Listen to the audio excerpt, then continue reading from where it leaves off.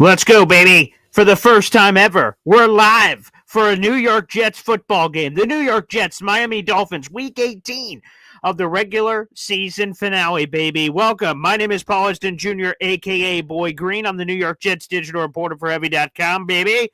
And we're here for the Week 18 New York Jets, Miami Dolphins game. Make sure as you're heading in, you like the video and hit subscribe, baby, for what we got going on today. This is going to be a real friggin' treat. I can't wait. We'll be talking Jets, Dolphins. We'll be opening up the phone lines here in just a little bit. It's going to be a grand old time, so I can't wait for that. Again, I am Paul Eston Jr., a.k.a. Boy Green. How about this, baby? Here's a little tease. Okay. Boom. A brand spanking new Aaron Rodgers jersey, baby. This is going to be up for grabs. So, Aaron Rodgers jersey. It's part of our gift package. Very nice, brand spanking new. Again, make sure you guys like the video. Hit subscribe. We'll be reacting, giving live play-by-play for the New York Jets, Miami Dolphins game. That'll be coming up here in just a few minutes. So get those comments in, baby. We'll be having a good time. Yeah, J-Boy, holy shit. BG game stream for the first time ever. Hey, before we get started, let's get a cold Dewey, baby. They're not a sponsor, but crack open a cold one. Here we go, baby.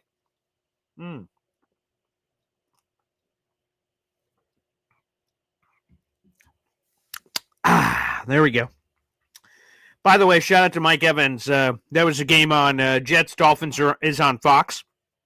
And Mike Evans just tied or broke the Jerry Rice record, tied the Jerry Rice record for 1,000-yard seasons. Pretty cool little nugget there.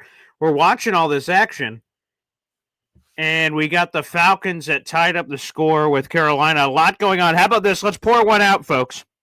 Let's pour one out. The New England Patriots will not have the number 1 overall pick. Blessed be he. Blessed be he.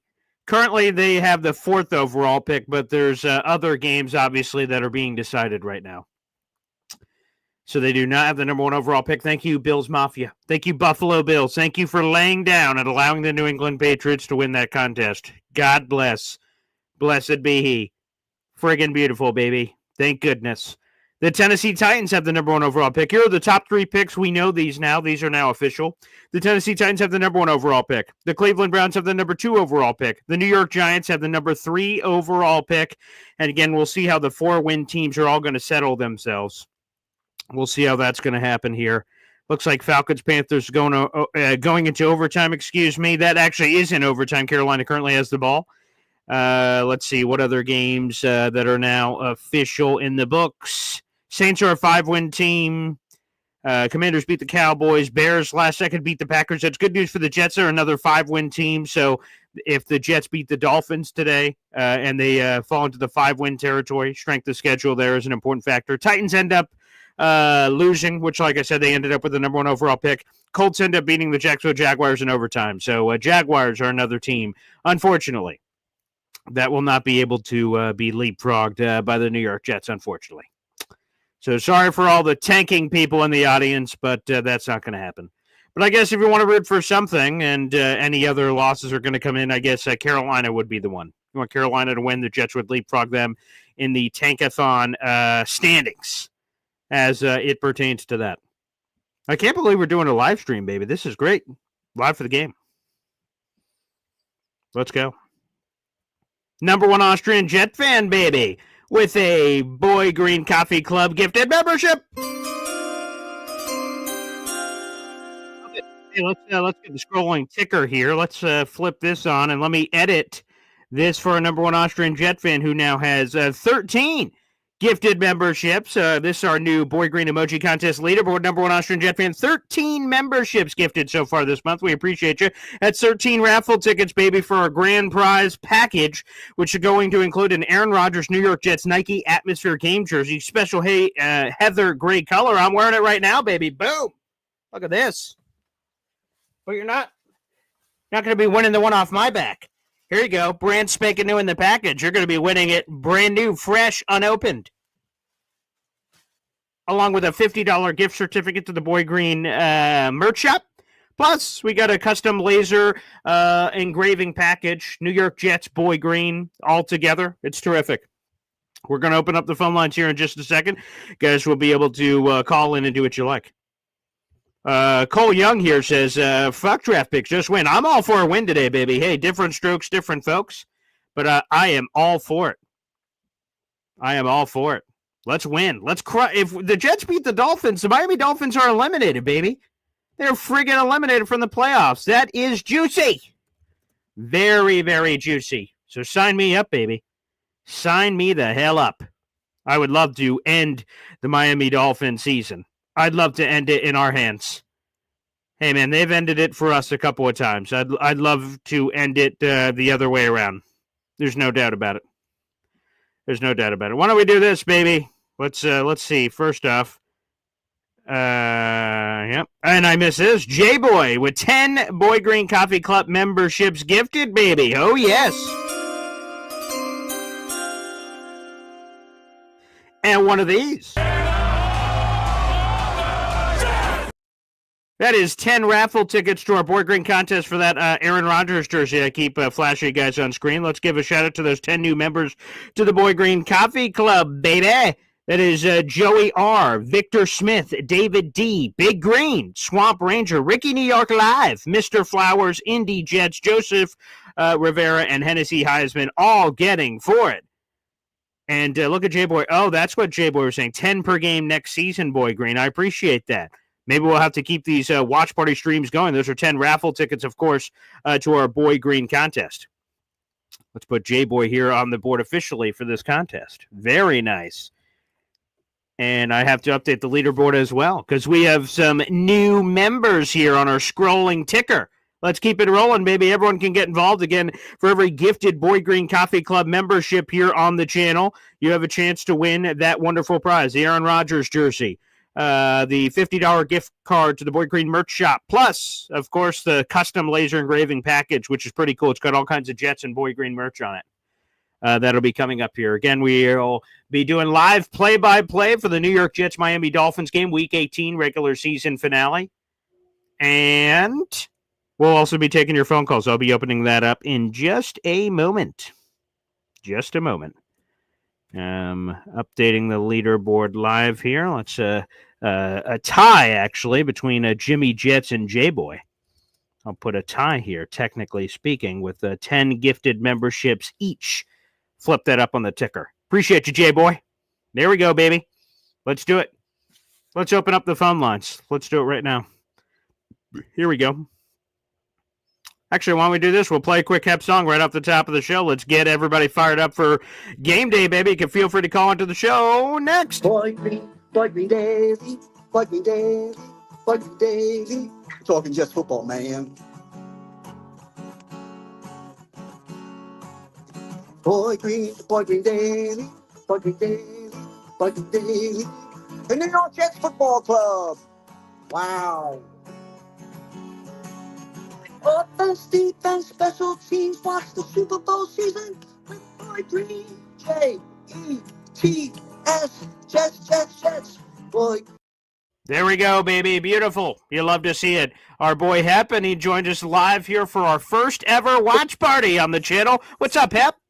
Hey, Paul. Hey, I want your opinion. What do you think about this new kickoff rule? Are you happy or not? It's weird, man, and we're about to see it now as the Jets are set to kick off here in just a second against Miami Dolphins. You know, here's my thing. In high school, I was a running back. That was my favorite position, but I also played special teams.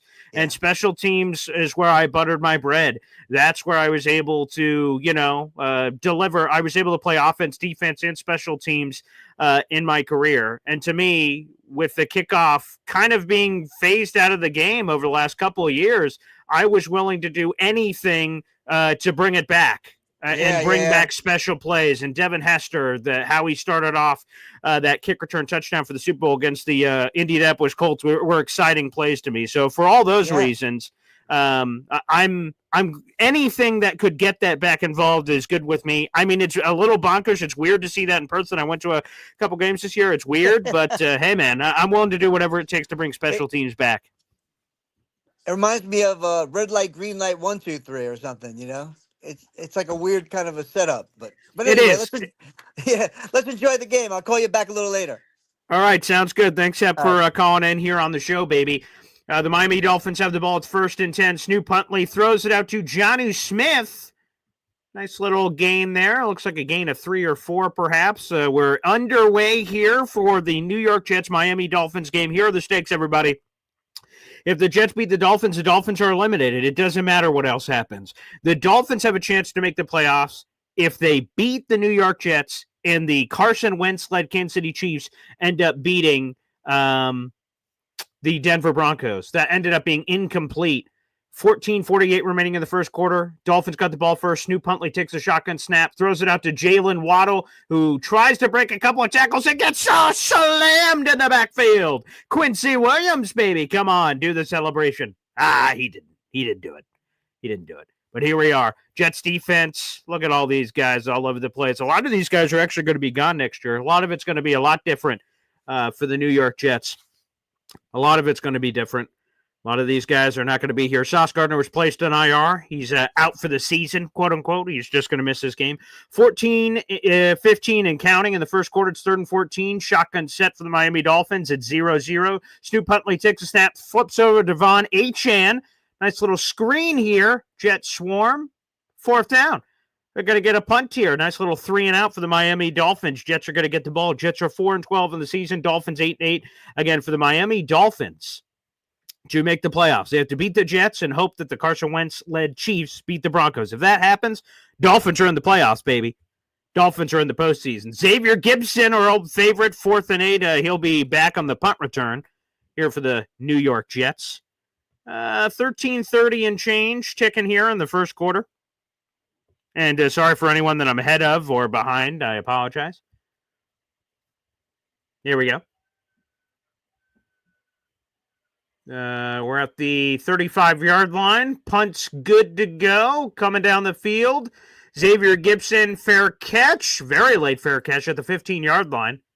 And Aaron Rodgers, he's marching out there. Perhaps the last game for Aaron Rodgers, baby, of his Jets career or NFL career. We'll see. Is that passing touchdown 499. Let's hear it, chat.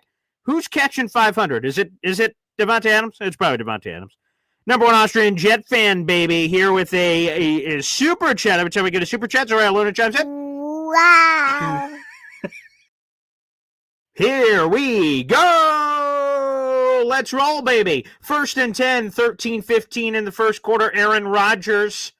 Here we go. Looks like we got the pistol formation. Allen Lazard motion left. 3 wide receiver set. Garrett Wilson, Devontae Adams, Allen Lazard.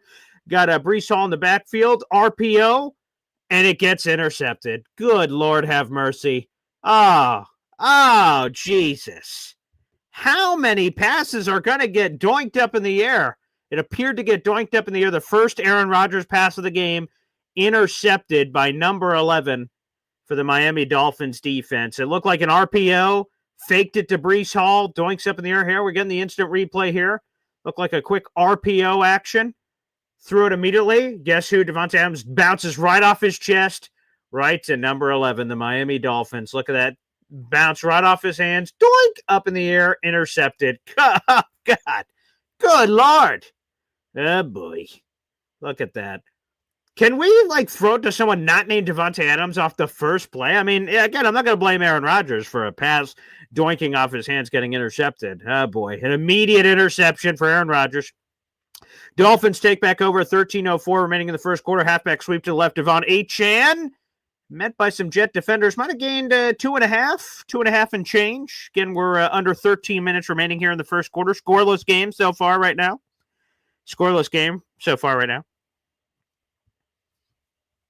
R&R blame me. He said he did that just because you decided to do this watch party. That's certainly possible.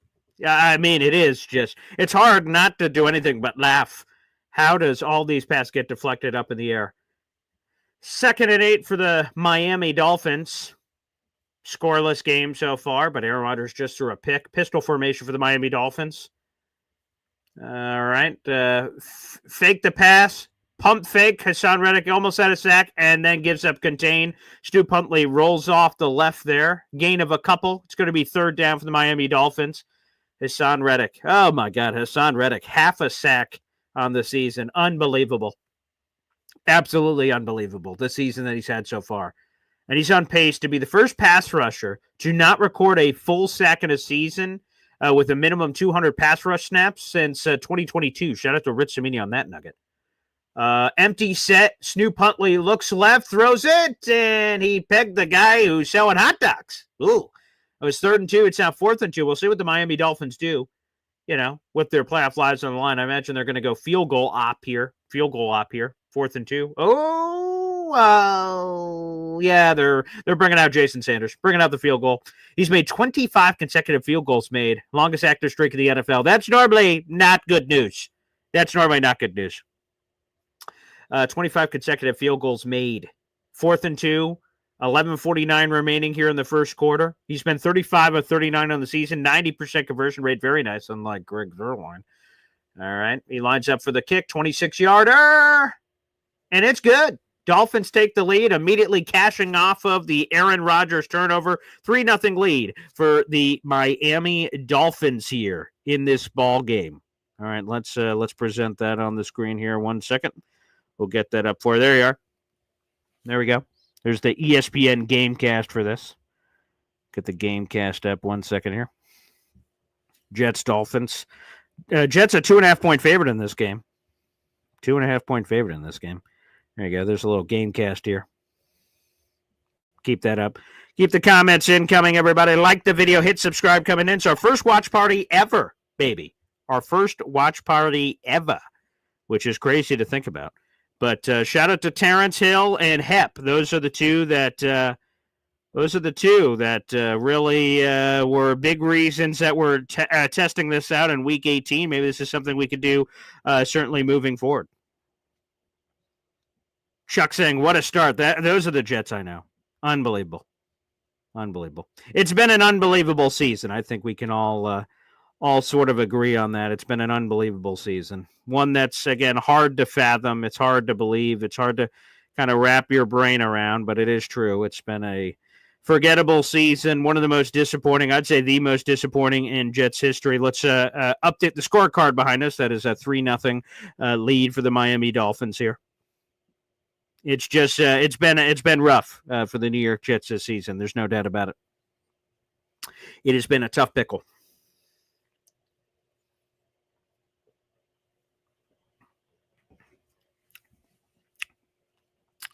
Here we go, baby. The Jets must be cursed. Their fans can't even spell the team's name right. Unbelievable. I can't believe Aaron Rodgers' first pass intercepted. This could be Aaron Rodgers' last game, and that's his first play. Reddick does suck, Cole Young. Reddick absolutely sucks. It's terrible. He is terrible. He's definitely getting 500 today. If he doesn't get 500, pass touchdown number 500 today, I would be absolutely baffled. I'd be absolutely baffled. Let me update this one because I heard someone say it earlier. Let me see. NY Jets FL. Let's see. Okay. By the way, Broncos up 7-0 on the Kansas City Chiefs. 4 minutes into the game. Scoreless and Chargers, Raiders, scoreless, Seahawks, Rams. Dolphins up 3-0 again. Dolphins, Jets. 49ers on the top of the Cardinals, 3-0. And Carolina ended up winning 44-38 in overtime. Shout out to our boy NY Jets FL for that one, which means the Jets are officially ahead of the Carolina Panthers in the 2025 NFL draft order, according to Tankathon, baby. 11:46 on the clock. Again, Dolphins have a 3-0 lead. Jets about to receive the kickoff. Jets currently right now hold the 6th overall pick in the 2025 NFL draft. Again, they've now leapfrogged Carolina. They just won. We'll wait for this to fully load up here to get the strength of schedule update as well, because some of those games are going to matter. All right, let's see. Kickoff here. Looks like Xavier Gibson. And he gets mugged about the 23.5-yard line. Jets will take over, 11:39. Okay. Well, hopefully the Aaron Rodgers drive goes better than the last one. It'll be hard not to. The first pass from Aaron Rodgers was intercepted, for God's sakes. It was intercepted. Doinked off of Devontae Adams. All right, let's see if we can do a little bit better this time, folks. Let's see if we can do a little bit better this time. Let's do it. Okay, we got shotgun formation. Looks like Brees Hall, Aaron Rodgers right, Tyler Conklin motion to the left, 3 wide receiver set. Fakes it to Brees Hall. Tyler Conklin open. Nice pass, Aaron Rodgers. Ooh, nice physicality from our boy Conk. T-Conk. There we go. That should be a new fresh set of downs for the New York Jets, baby. Aaron Rodgers. Yes. Another YouTube Super Chat member shout-out jumping in here. Shout-out to Dick Chimney's Burner, baby. All right. Wow. Half a sack for a third-round pick sounds right. Yeah, the Hassan Reddick pick, 2026 third-rounder. The Jets, of course, also gave up a third-rounder this year for Devontae Adams, which looks like an 11-game rental. Play fake, throws it back to Devontae Adams, who throws it back to Aaron Rodgers. Wait a second here. And throws it back to, oh my God, Jita Lou. Oh no. Oh, fumble. I think he was down. Oh, Jesus. What the hell are the Jets doing? Trick play, flip to Devontae Adams, who rolls out to the right. So let's see this. Aaron Rodgers under center, fakes a halfback counter to Brees Hall, who hands it over to Devontae Adams, who throws it back to Aaron Rodgers to the left, who doesn't see anything, so he runs and throws it back to Devontae Adams, who absolutely gets lit up like a Christmas tree. Good Lord. And fumble. Garrett Wilson was double covered down the field, so the Dolphins were absolutely not fooled on that trick play. But the play appeared to be designed for a streaking Garrett Wilson down the field. Let's bring Hep back on here. Hep, unbelievable here. That was quite a hit. Devontae Adams okay. He was just back on the next play. Oh, man, what are we watching? The Harlem Globetrotters? I know. What the flying hoot is going on? This is just, this has been an unbelievable start to this game. This is. It was so ugly. I couldn't believe it. I thought he was going to intercept it. I thought it was going to come out. Oh, man, he's going to intercept it again. Especially with, it just, they seem to be Todd Downing, 3rd and 11, under 11 minutes to go. Again, same thing. Looks like a 4 wide receiver set. Tyler Conklin in the slot on the right side. Brees Hall in the backfield. 3rd and 11 for the New York Jets. Let's see what we got here. 4-man rush for the Miami Dolphins. Let's see. Aaron Rodgers. Okay. Flips over to Brees Hall, who drops it. Okay. There we go. It's one of those days. Oh, my God. You know, just every time the Jets get me, where I'm like, okay, they were just embarrassed in Buffalo last week. Like, Aaron's gonna start dealing with, and smack Brees right in the hands. Oh, Brees, come on, man. That's embarrassing. Everything that can go wrong is seemingly going wrong. You have the obvious, the doink off Devontae Adams' hands. It gets intercepted. You flip it to Brees Hall, who, again, probably is getting the first down. Was 3rd and 11. Another drop. You're just like, good Lord have mercy. Thomas Morstead with the punt and nice boot. Thomas Morstead, Dolphins going to collect it up, jumps back. That'll be about the 32-yard line where the Miami Dolphins will take over with 10 minutes left in the first quarter. But this has been a horrific start so far, Hep. Yeah. Absolutely horrific. Yeah, I mean, that's our MO though, right? We don't show up for the first half. The one good game we had, we did do well this season. We actually showed. I think the game you went to, Denver, the first. Oh, Patriots, game. Yeah, Jets Patriots week 3. Yes, that one they showed up. Like the Texans one, even, which was their crazy win on Halloween. They did absolutely not show up in the first half. We're like, oh boy, another classic Jets performance. Right. And then they showed up crazy in the second half. They've had a lot of those kind of second half games this year, which is just more frustrating than anything. Because if they would have showed up at all in any of those first halves, we would have been having a very, very different conversation, sadly. Yeah. So, that's definitely the new coach has to address that. I mean, how many years? I mean, they haven't been doing first halves, I think, since I've been on your show, like 4 years ago, I think. I know, that's hard to believe. By the way, Hep, you might have already knew this, but Jay Glazer, NFL insider for Fox Sports, he confirmed that Jeff Ulbrich he's going to be gone tomorrow on Black Monday. I know, real shocking news that he did his in or out segment on coaches, and he's like, yeah, Jeff Ulbrich's going to be out. I'm like, okay, I saw that one coming. So Jeff, that's the good part about there hasn't been a lot of good with all the losing, but the good part is that all the sucking with the coaching, you're like, well, these guys aren't going to be back next year anyway, so that makes you feel a little bit better. Yeah, a little bit. Mike Evans had, I think he tied Jerry Rice with consecutive Yeah, that was really cool. That was the Yeah. cool stuff. It was the last play of the game too, right? He got picked it up. It was something like that. There was about like 30. It was the game on right before this Jets Dolphins game on Fox. There's like 35 seconds left. The Buccaneers could have just kneeled it out from how it ended up working out against the Saints, but they wanted to get it. Was obviously been very important to Evans throughout his career, these 1,000 yards, and they had a chance, a nice design play right to him. Gets 7 yards, he needed 5, or he got like 8 and needed 5, and he just spikes the ball, and the fans go crazy. It's awesome. Mike Evans is good people. He's good people. I think he missed a few games this season too, didn't he? He did. Yeah, he did. Yeah. It was such a serious hamstring injury. Wasn't sure if he was going to be able to return from it, which obviously would have put this 1,000-yard streak in jeopardy. Okay, well, the game's coming back on. I'll call you back again later. Bye. All right, sounds good, Hap. Appreciate you. And we get a quick question here, then we'll go back to the phone lines here in just a second. It is Dolphins up 3-0, 10 minutes left in the first quarter here. Robert Bianchi says, what pick do we get if we lose? So quick refresh on Tankathon here. So Carolina's at 5-12. If the Jets lose, they're going to have the 6th overall pick in the 2025 NFL draft. So Jaguars lost, Patriots won, and then Giants lost, Browns lost, Titans lost. So right now, if the Jets lose, they will have, Devon Achane might be going to the house. Okay, he just had a nice 20-yard gain there. Unfortunate. 1st and 10, an immediate play for Devon Achane. Snoop Huntley has negative 4 yards passing. Yeah, let's get a look at this. Again, Alec Ingold at fullback there for the Dolphins. Sweep to the left, cuts up. I mean, look at this lane. I mean, good Lord have mercy. And Devon Achane, picking up a nice smooth 20-ish yards here. Devon Achane, immediate hit against the Jets. So, long story short, if they lose, which, it's not looking great right now for the New York Jets, they would have the 6th overall pick in the 2025 NFL draft. They beat the Las Vegas Raiders, who are another 4-12 team. They're obviously playing right now, too. And yikes, Snoop Huntley almost pegged the guy selling hot dogs. Yikes. 9:19 remaining in the first quarter, 2nd and 10. Yeah, the Jets would have a 6th overall pick. If they win, they're going to jump into the 5-win category. We'll see how strength of schedule works out with Carolina. They could fall behind Carolina and fall to the 8-9 range. It also depends on what happens with the Raiders game as well. They're another 4-12 team. All right, let's jump back to the phone lines. We got NY Jets FL here on the show, baby. What's poppin'?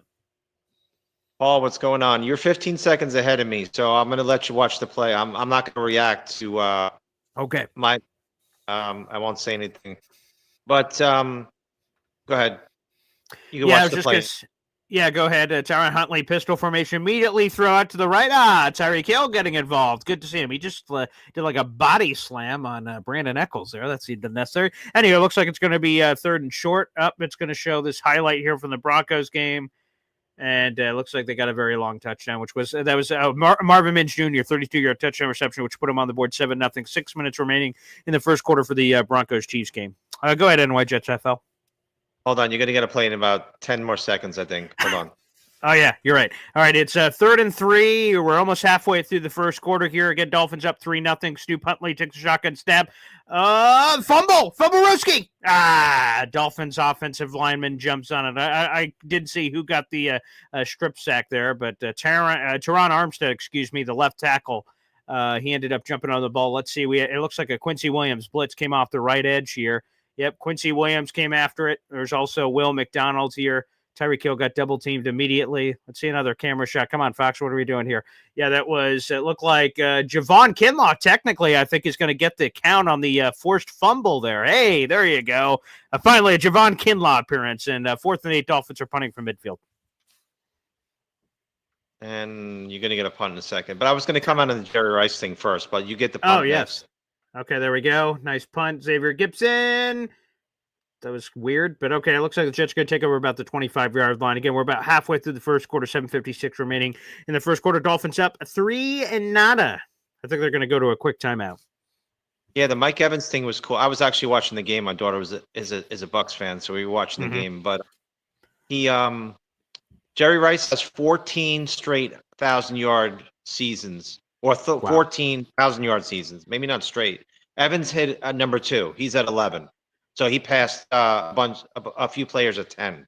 That must have been the consecutive one. I think you're right, because I think 14 overall is the right number at any point in his career. It must be the 11 that he tied then.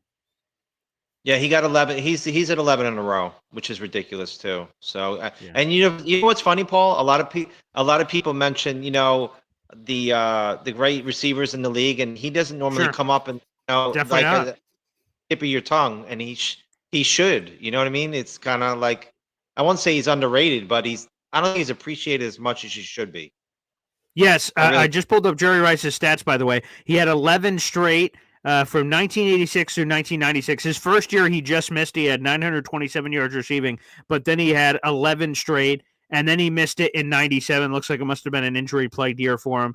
And then he didn't really have any consistency throughout the rest. It was kind of good moments, bad moments, good moments, bad moments. So, yeah, he had 11 straight, so he tied Jerry Rice for 11 straight 1,000-yard seasons. We'll see how long Mike Evans plays, but you're 100% right. When someone just brought up him for the Hall of Fame, I went like, yeah, he's a Hall of Famer. But then you look at his numbers, you're like, holy shit. Not only, yeah, he's a Hall of Famer. Like, yeah, he's a Hall of Famer. Like, he's got wow stats, man. well, being that I live close to the stadium, I'm like 40 minutes away. He makes the contested catches. He's played through injuries. I mean, he's a tough dude. So, like I said, I really think for his time, he's one of the top receivers, obviously, in the league. He's getting a little bit older now, but just his career, he hasn't been hurt a lot, quite honestly. Mm-hmm. And yeah, he's been an Iron Man. Yeah. Yep. I don't know, Paul. I don't want to say we checked out yet because there are some players playing hard, but obviously Brees Hall's checked out. I mean, what are we doing? It's like, bro, catch the ball. He's just made a lot of mistakes this year, which and he's heading into after the season. Obviously, he's only got one more year left on his contract. So I mean, it just feels like this is supposedly the moment there for Brees Hall. You would have thought, yeah. Quincy Williams came up, pushed Snoop Huntley up in the pocket, and then Kinlaw kind of grabbed up top on Snoop Huntley and forced that sack. So shout out to Quincy Williams as well. They haven't blitzed him as much this year as they did last year, which would have been nice. So the first two drives for the Jets, by the way, is the first pass interception and then 3 and out. So let's see what the Jets do here. Brees Hall, the right hash, nice little 11-yard gain. First down on first down. Okay. All right. Let's it be he. You love to see it. There you go, Brees. Paul, I have to do my poker face because I can't react to any of these plays. So, hey, Paul. Yes. I forgot my.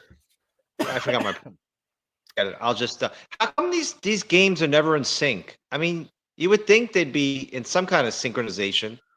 How can they never be? Oh, in yeah, sync? with everyone like a little ahead or a little behind. I've got no friggin' idea. I don't think my Wi-Fi is great, to be honest with you. And normally I'm behind because I remember I'm not a big tweet in the middle of the game. I normally put my phone on Do Not Disturb during the Jets game. But I would tweet about a play I thought just happened. And someone would be like, dude, that happened 1,000 years ago. I'm like, I'm sorry? So, I feel like mine is crappy. So the fact that I'm ahead of anyone is like, oh, wow, okay. Are you watching it on NFL Ticket? No, it's not for me. Maybe it's a local thing because I'm in New York. It's not available on the ticket, so I had to go to the Fox Sports app to be watching it. And shout out to my fiance. She has a projector that's right above this thing, and I bought a sheet at Walmart on the wall, and it's a big projection that I'm here in my normal office, and then it's just projecting on the wall from the Fox Sports app. I gotcha. Yeah, well, we actually have it on TV down here because I guess Miami's semi-close to, and there's playoff implications too. So I'd imagine that's the way they did it down here. Even though I'm like 6 hours from Miami, I just don't quite understand it. But whatever. At least I get the game live. I don't have to watch it on my phone. Yeah, there you go. That's 100%. Aaron Rodgers tried another one of those shotgun snap tosses to Brees Hall, and he was met by 5 Dolphins defenders immediately. He fought back to the line of scrimmage. It's 3rd and 13. Aaron Rodgers, empty set. Again, there's under 6 minutes remaining here in the first quarter. Aaron Rodgers takes the shotgun snap, extra pressure, throws out immediately to Brees Hall for 4 yards. What the hell? People, it's 3rd and 13. Ah, Jesus. That's why he can't come back. We had enough of this. We can't. I just don't understand. There's been too many times this season. By the way, Broncos take a 14-0 lead over the Kansas City Chiefs. Nice touchdown, Cortland Sutton with 5 minutes ago in the first quarter. That's just the thing I don't get consistently is throwing behind the sticks. When we had Zach Wilson's of the world and some of these other guys, okay, You have Aaron friggin' Rodgers. What is happening? Even if the play call is a play call, can't Aaron throw it to a guy that there is a concept where a guy is running for the first down? They throw it short of the sticks all the time, and they're like, I'm sure this guy can break 20 tackles and get this first down. I just don't understand. It's our regular offense. That is our offense with Aaron. You know, a lot of the Garrett Wilson throws were short too. You know, I'm gonna say a lot, but there's several that I've seen that he basically threw it to Garrett, and Garrett made all moves. I don't know, Paul. It seems like it's just the most basic of offenses.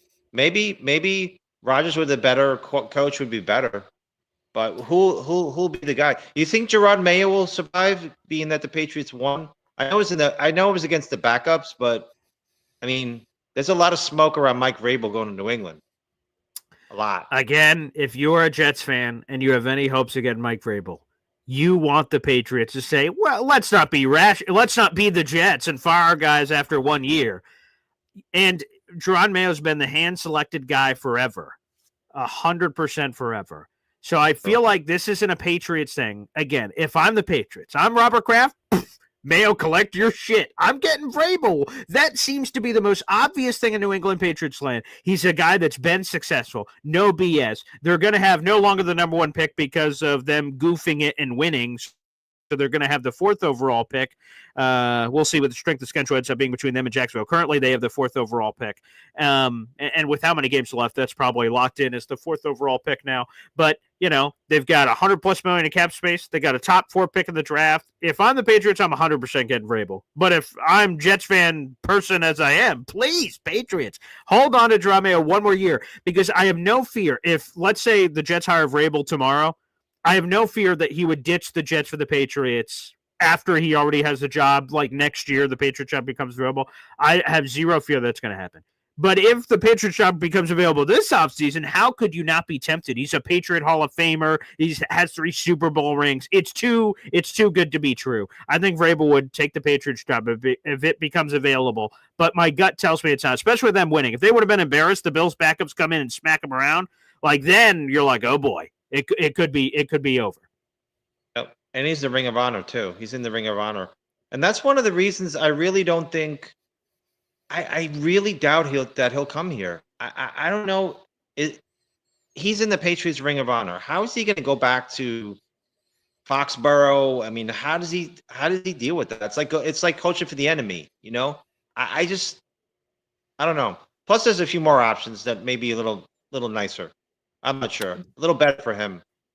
Yeah, there could be. By the way, the Jets have had 9 straight seasons with a losing record. That's the longest active streak in the NFL. They've been outscored by 1,002 points over that time span. Good night. I mean, the stats that Fox is putting up here on the screen. I mean, Jesus. So long story short, we need a turnaround. Dolphins, by the way, have the ball. They're up 3-0. 5 minutes remaining here in the first quarter. Temperature is 32 degrees with a 14-mile-per-hour wind action happening. It's 1st and 10 here for Snoop Huntley and company, running a pistol formation. They got Alec Ingold to the left of Huntley, flips it back out to Devon Achane. And finally, the Jets. They meet him in the backfield. Nice 1-yard loss. Look at that. Javon Kinlaw, baby, and Quincy Williams. All right, there we go. That's the Jeff Ulbrich patented defense, baby. Quincy definitely came to play today. That's for sure. We'll cycle back to you in just a second, NY Jets FL. I'm going to get to a few more callers here. You can feel free to hang out in the green room, keep watching the game. I'm going to try to flip callers in and out. This is our first live watch party ever of all time. We have 400 people in the room. Make sure you guys like the video, hit subscribe, providing some play-by-play analysis here. Pistol formation, play action, flips it out to Alec Ingold, who there's 4 or 5 Jets. He carried a few of them quite a ways here. Looks like it's going to be like a 3rd and 3, 3rd and 4 coming up here for the Miami Dolphins. Again, they lead 3-0 with about 4 minutes and change remaining here in the first quarter. 3rd and 2 officially here coming up for the Miami Dolphins. And hop on Pop. He's here on the show. What's up, Pop? Hey now. How's it going? Excellent. Yeah, this first ever watch party. Joe Davis and Greg Olson are up in the booth for Fox Sports covering this Jets-Dolphins game. Again, playoff implications, of course. We've got the Dolphins, if they win and the Chiefs win, they're in the playoffs. Now, Broncos are up 14-0 on the Chiefs right now, so we'll see what happens. Stu Huntley finds Number 83 for the Miami Dolphins. Oh, yeah, that's Malik Washington, the kid I think you told the Jets to draft in the late rounds back in April, the first down conversion here. Dolphins moving and grooving here. Yeah, you know what? This is the game you wanted, right? Pro Bowler versus Pro Bowler quarterback. By the way, I just checked the stats. One of the Pro Bowlers is beating the other one by a rating of 3 times better. And it's not the one for the Jets. But I would tell you the next watch party, you need to hook up that digital antenna I bought you, and then your feed would be much, much up to date. You are a few plays behind the live part. Wow, look at this. So for NY Jets FL, who's down there in Florida, I'm ahead of him, and you're ahead of me. So, wow, everyone's all over the place. Yeah, mine's off the antenna. So, anytime you stream, it's going to be behind. But people that have cable, but yeah, I mean, the fastest you'll get it is old school HD antenna. Isn't that funny? All these, hey, we need all these streaming apps. And then basically now everyone's bundling together. You could just get all these together. So we're going back to cable, which we originally had. I see. Right. Because right now it's not, because it is local. So I have to use my antenna to watch it. Mm-hmm. So I'm watching it on the TV over there on the hutch. And at least the Jets defense looks like it came to play. He's doing some hitting. I'm not going to comment live because I'm a little bit ahead of you, but sure. I do like the graphic down below. Oh, thank you. Yeah, that's a new setup. We're trying to do something for the visual part of it. It looks nice when we got 2 people on the call. So, again, first ever watch party ever here for a Jets anything game. So, I love it. Play action here. Snoop Huntley. Moving around, has some wheels. Nice little juke move there. Gain of about 6 on the play on 1st and 10. About 2 minutes and 25 seconds remaining here in the first quarter for old Snoop Huntley and Dolphins up 3-0. They're 8-8 Jets, 4-12. Half the amount of wins the Miami Dolphins have this season. So, yeah, we'll keep working on the graphics, making some more tweaks. Gain of 5 there for Snoop Huntley on the scramble, 2nd and 5. He's 4-7 for 20 passing yards is Snoop Huntley. There as well. Let me ask you a quick question here. Mike McDaniel, 3rd season of Dolphins head coach. Should he be on the hot seat for Miami?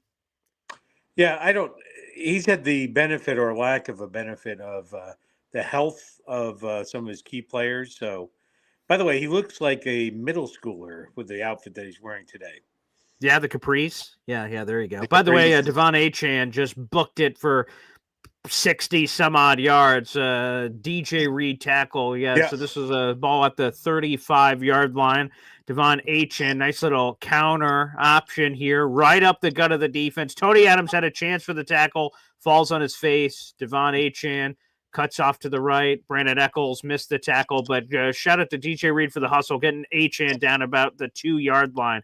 But Tony Adams, yeah, he's been awful this year. Woody Johnson gets a lot of crap for a lot of reasons. One of his demands, apparently, to Jeff Olberg, bench Tony Adams, damn it. Again, I didn't even know he knew who Tony Adams was. So not a bad benching there from Woody Johnson.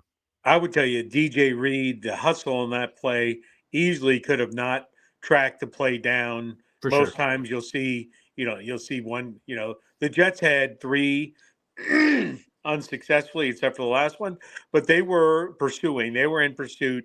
They did not give up. So that is a positive sign for some of the teamwork and not giving up. So just speaking to the point from a few minutes ago.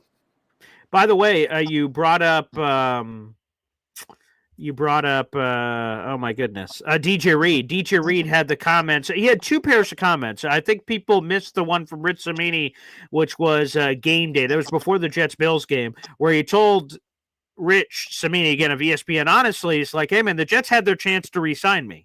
They could have re-signed me during the season, could have re-signed me last year, all these things. And he said it in a very nice way of like, hey, man, like, they could have re-signed me. They didn't. So I'm gonna test free agency. I'd love to be a Jet, but I'm going to at least explore my options. And looks like we had an injury on the play. Brandon Eccles getting some medical assistance, getting off the field. Does not have his helmet. looks out of breath more than anything else. So keep an eye on that. First and goal for the Miami Dolphins, 140 remaining here in the first quarter. But DJ Reed gave much more colorful comments apparently to a Bills reporter, Ty Dunn. We've had him on the show here. He's a former national reporter as well, where he just said, I can't wait for free agency. I'm ready for the next step. So he's a little bit more colorful with Ty Dunn than he was with ESPN. Any problem with those with making that comment?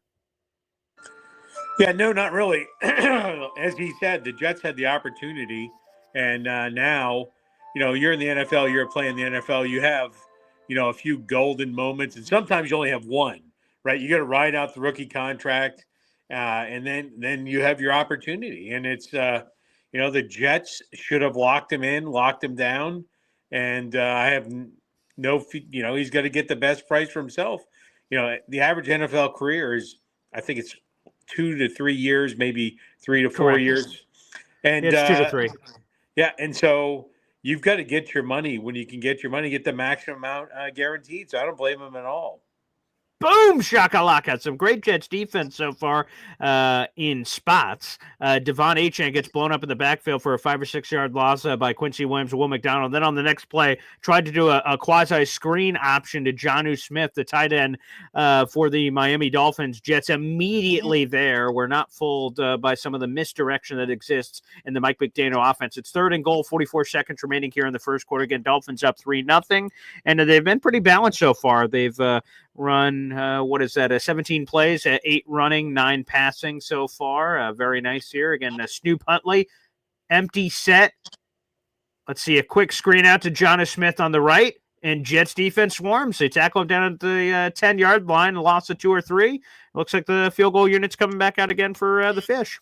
Yeah, that just makes it so key point of DJ Reed on that pursuit. By the way, there was 3 Jets running, chasing the Dolphin guy down from behind. I don't have his name off the top of my head, but Jonnu Smith. You're talking about Devon Achane, who had the big run? Yeah. Oh, yes. Right. Yes. And so, and then they're going to hold them to a field goal here, right? You give up on the pursuit. It's a touchdown. That's a good point. 6 points is, it's a 1-score game, a 1-score to get the lead game. 10 points is a 2-score game. So that was huge to track him down. The defense stiffened up there inside the 20, and now there's going to be an opportunity for the Miami to go up 6-0, which the difference between 3-0 and 6-0 is literally nothing.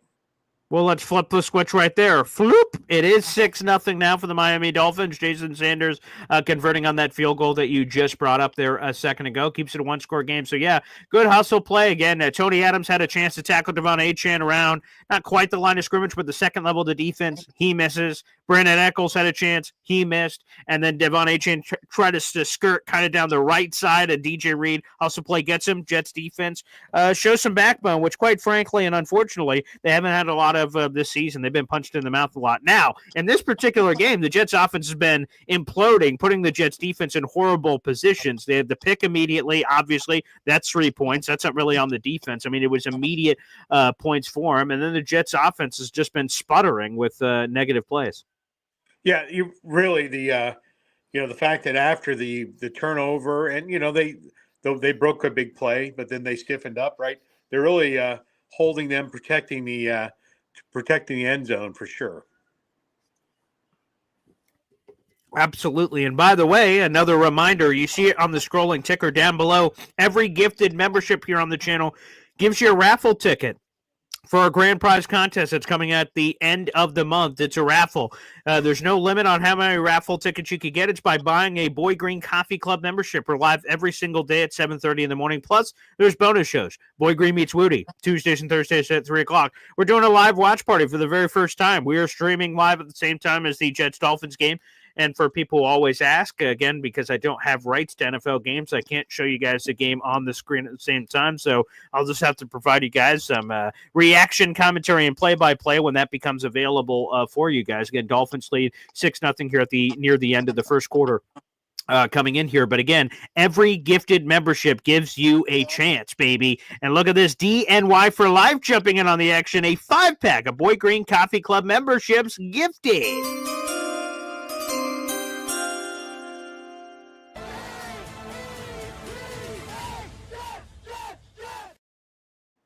let's shout out those 5 new members to the Boy Green Coffee Club. That is John Edinger Jr., Dalt, Mark Moose, Kaz, Siebel, and that is our 5 right there. Boom shakalaka. 1, 2, 3, 4, 5. Again, John Edinger Jr., Dalt, Mark Moose, Kaz, and Siebel. Those are 5 new members to the Boy Green Coffee Club, baby, and 5 raffle tickets for our boy, DNY for Life, a.k.a. Devin Pop. Very nice. Very nice. Very nice. What were the prizes again? Sure, let's read them out to everybody. Again, we got an Aaron Rodgers New York Jets Nike Atmosphere game jersey, which, by the way, I'm wearing right now. This is a version of it. But the people that are winning it aren't winning the one off my back. We got one right here, baby. Brand spanking new. Still in the package, baby. Get it brand new. An Aaron Rodgers Nike game jersey. Make sure I don't knock down the projector right there. That is right there, baby. Plus, we've got a custom laser engraving package, which is awesome from our guy Cam. So we've got that, which is Jets and Boy Green laser custom engraved stuff. Hey, Zariah Luna, oh, that's a Lunchable. You want to come say hello to Pop-Up? Look, he's right there. Yeah, you want to come up on a live stream? Look, there's Pop-Up. Wow. See? You want to say hello? You can talk right here into the mic.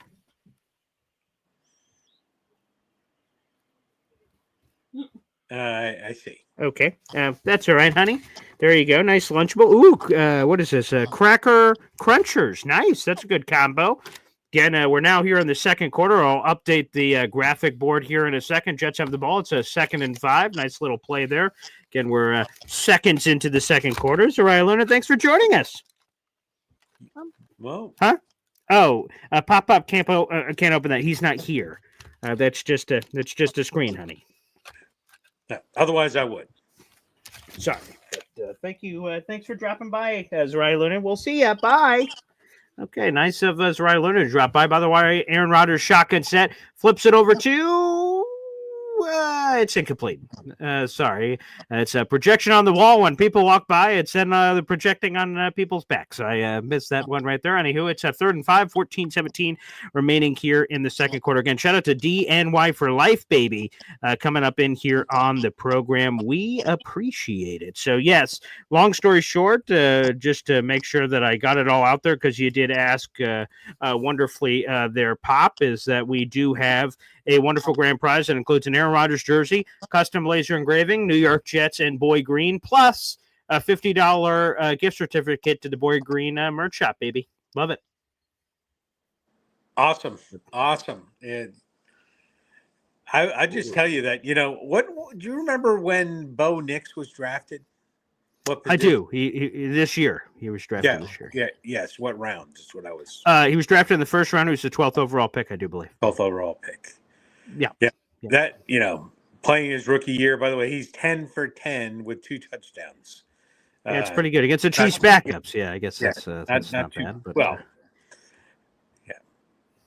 Well, I'll just say this. Hey, I'll admit when I'm wrong. There's no reason to hide it. I was completely wrong on Bo Nix. I thought he was a schlub. He certainly was a schlub against the New York Jets. Earlier in that game, he had like 6 yards passing. Flip it over again. We're now in the second quarter here, updating the live graphic here that we have on the screen. Again, Dolphins up 6-0 here. False start in the New York Jets. They're down 6-0, 14-13 remaining here in the second quarter. Jets and Thomas Morstead are set to punt. Tyreek Hill back on the punt return. That could be dangerous. And he's been on the punt return for a lot of these year. But yeah, I was completely wrong on Bo Nix. He's looked terrific this year. He's been a leader for the Denver Broncos, and he has them obviously on the precipice of the playoffs here. So there's no question about it. They have been absolutely terrific. Absolutely terrific. Yeah, it's interesting to see some of these young quarterbacks develop, and hopefully this will be something we'll be able to look forward to next year, as I think the Jets will look to draft. And we talked about it before. I think a mid-level, not the first level, but the second level. And, those quarterbacks this year are out there producing. They absolutely are. Well, let's try this. We normally don't have 3 people on the show at the same time, but let's give it a whirl. We got Hep joining us here on the program. He's back. What's up, Hep? Hey, fellas. Hey, is Garrett Wilson even playing today? Oh my God! The only time that I saw and they didn't even target him on the play, but that trick play where they flipped it back to back to back to back, fake it to Breeze to give it to Devontae, to give it back to Aaron, to give it back to Devontae. They were it seemed like the goal of the play was to get it to Garrett deep, but he was double covered. But this is the thing that I must have been naive on when the Jets traded for Devontae Adams. I said, "Oh, great." Devontae will draw attention away so Garrett Wilson can get the ball more. Like, oh, this is going to be great. Like, now there's going to be another weapon. And what has seemingly happened more times than not is that Devontae has – I don't even know if he's drawn the coverage, but he has been drawing the targets more than Garrett, and Garrett has turned into a wide receiver too. And if I'm Garrett, I can understand how that's upsetting because the Jets are losing games and he's not involved. I think if the Jets were winning games with this strategy, Garrett would be a little quieter. He doesn't seem to be the Elijah Moore. Elijah Moore gave bullshit when the Jets were winning and he wasn't getting targets, and that was being this anti-team guy. I don't know if Garrett would be doing that if we were winning. Now, it's hard to know because we haven't done much winning since Garrett's been here. Yeah, I had seen that special on the Jets Drive on Garrett Wilson. That he's a fine young man. I mean, they really go through his career. If you have a chance to see that, it's really worth watching. 100%. If we were winning, there's no, he definitely wouldn't be saying peep. But we're losing. Yeah, right. Anyway, exactly. Yeah, 100%. All right, guys, I'll be back later.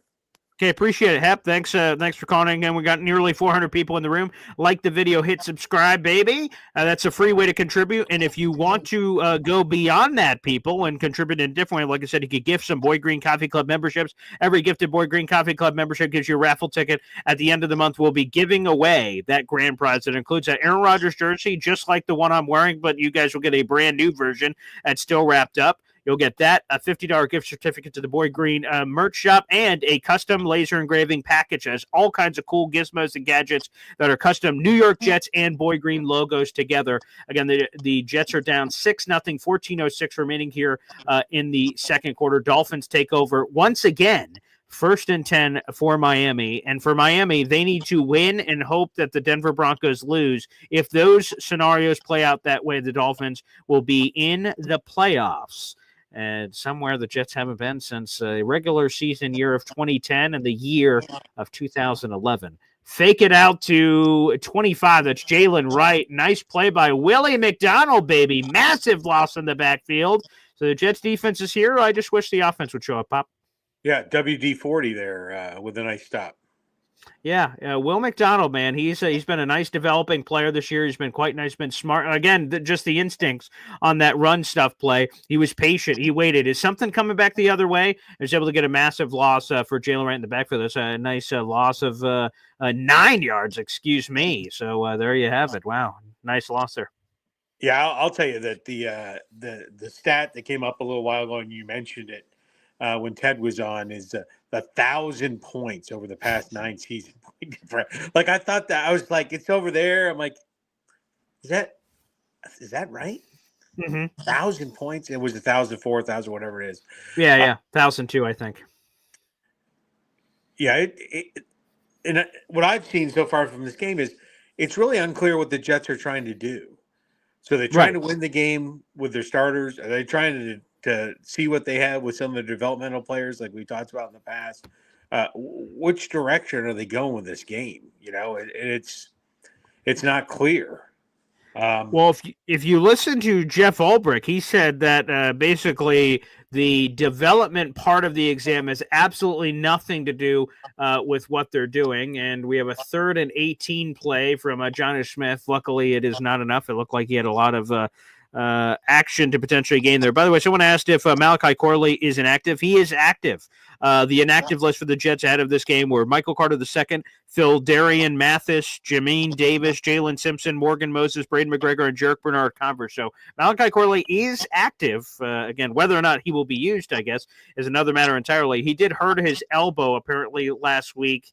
I didn't even know he was on the field to be able to hurt his elbow, but I got to take Jeff Ulbrich's word there, I guess, that he hurt his elbow somewhere in the game, but apparently healthy enough to play. It is 4th and 7. Dolphins punt here again. Dolphins up 6-0 with under 12 minutes to go. Xavier Gibson collects himself at the 10-yard line. Nice little wiggle. All right, a gain of 10 on a punt return. You'd sign up for that for old X, and Jets offense takes over 11:47 here in the second quarter.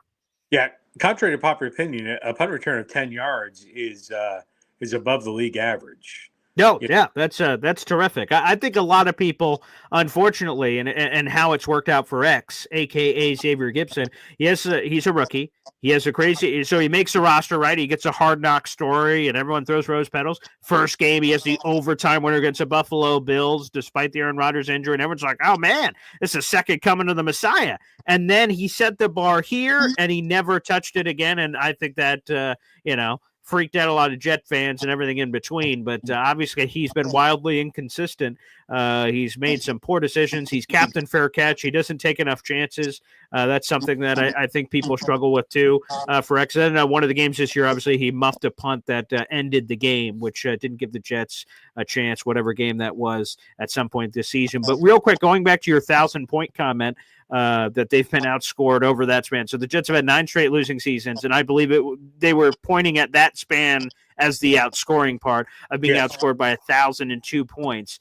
This is why a lot of Jet fans want an offensive head coach, because that means if a guy is to split his focus at all, it will lean offense, because Robert Saleh, his split lean defense. That's what he knows. So it makes sense. That's not what a coach is supposed to do. He's supposed to oversee the entire operation, and Saleh was supposed to be championed as some sort of a CEO coach. But I think that's what Jet fans are craving. That's why Liam Cohen, Cliff Kingsbury, John Gruden, who got some mention today. Maybe we'll do a show about that this week. But there's a lot of these offensive guys because fans are like, okay, well, at least we could start scoring some points. Yeah, and I was thinking all along, and I think John Gruden is the name, and I'm not sure why. They did say that his current lawsuit against the NFL. Oh, my goodness, Pop. Whoa, wait, breaking news. Gerard Mayo was just fired by the New England Patriots. Oh, my God. Wow. That doesn't bode well for Vrabel coming to the Jets.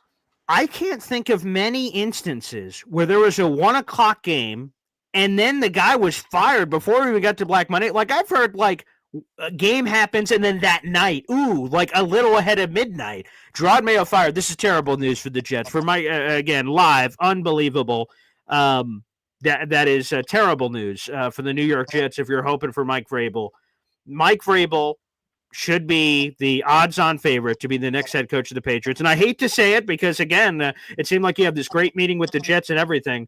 The only reason the New England Patriots fire Gerard Mayo is they knew they had Mike Vrabel, I think, is how you evaluate it. If Mike Vrabel wasn't available, I don't think they would have done this. He's a 3-time Super Bowl champion with the Patriots. He was just inducted into the Ring of Honor last year.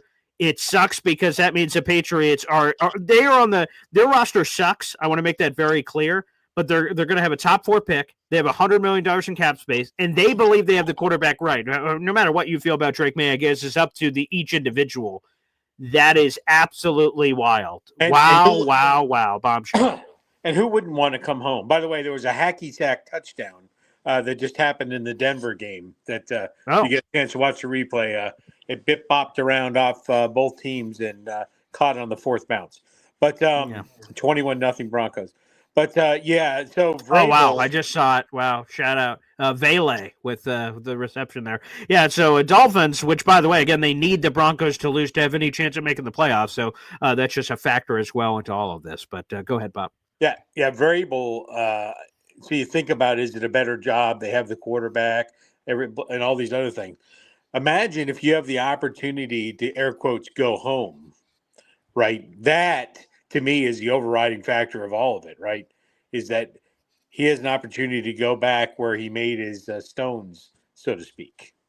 For sure. By the way, Garrett Wilson, hey, everybody, he has a catch. He is alive. There's 10 and 15 remaining. The Jets are moving and grooving here. They're into Miami Dolphins territory. They're down 6-0 here with 10 minutes and change to go. And in case you just missed it, Gerard Mayo was just fired seconds ago. Shout out. I just saw it from NY Flight Jets Talks Connor Long. I saw him say Mayo canned, and I'm like, huh? And I went to Twitter and confirmed it. It is everywhere. Nice reception here once again. Oh, Alan Lazard, James Woody, your other son's favorite receiver. your mama's favorite receiver. A nice conversion here. It's 1st and 10. The Jets are driving here. We'll see if they can get some of that offense going. But yeah, if you're just joining us, Gerard Mayo fired. And again, if you're a Jets fan who said, "Ooh, Mike Vrabel would be fun," I don't know the scenario where Mike Vrabel is not the next head coach of the Patriots, and I'm not trying to be negative. I try to be a very positive person, but he is a Patriot Hall of Famer. He's won 3 Super Bowl rings there. He gets to go home. Apparently, something he said. I wasn't at the Patriots fan festivities there. He told the fans. He grabbed the mic and told the fans while he was still a head coach of the Tennessee Titans. By the way, guys, like enjoy this because it's not like this everywhere. Talking about the Patriots atmosphere, culture, and everything of that nature. Yeah, and that's the sucky part. Is Vrabel's a great coach, man, and to have him inside the division potentially, again, nothing's official yet. This is just my reading of the tea leaves. Like, oh boy, that not great. Oh, wait a second. Oh, Davante Adams almost had touchdown 500. Would have been a spectacular catch. Aaron Rodgers tested him down the right hash on 2nd and 6. Good throw, too. And it looked like it was double coverage here. Yeah, we had the corner shading underneath. I don't know what the corner was doing. Wow, he almost caught that. Oh, he would have had 2 feet in, too. That was almost touchdown number 500 for Aaron Rodgers. And guess what? To Davante Adams, no doubt. So yeah, he was really forcing that one in. And by the way, you're going to see a replay in a second where he literally should have caught that ball. Oh, he's 100%. And like I said, he would have got his feet in. Again, Jets have the ball about the 25.5-yard line, 3rd and 6, 8:47 remaining here in the second quarter. Let's see. Aaron Rodgers takes the shotgun snap, high snap. Quick chuck out to Garrett Wilson. Nice juke move. Hey now. Garrett Wilson carrying defenders all the way to the 5-yard line. 5.5-yard line. Very nice. 1st and 10. Touchdown 500's coming here. Who is it going to? Again, it feels too painfully obvious. A nice route, a nice little whip route ran here by Garrett Wilson with the nice juke. Put jockstrap aisle 4. Nice yards after the catch, bringing it all the way down to about the 5.5-yard line. Garrett Wilson just so friggin' good, man. He has played with so many quarterbacks. He's played with 8 different quarterbacks through his first 3 years. I mean, he is so good. I am just waiting for the days where he gets a young quarterback, where it's not even just this old man thing, that it's just he has a quarterback for like the next 10 years. He could look good. Breece Hall flaring out to the left. Aaron Rodgers running forward, throws it. There you go. Touchdown 500 to Tyler Conklin. What the? Tyler Conklin.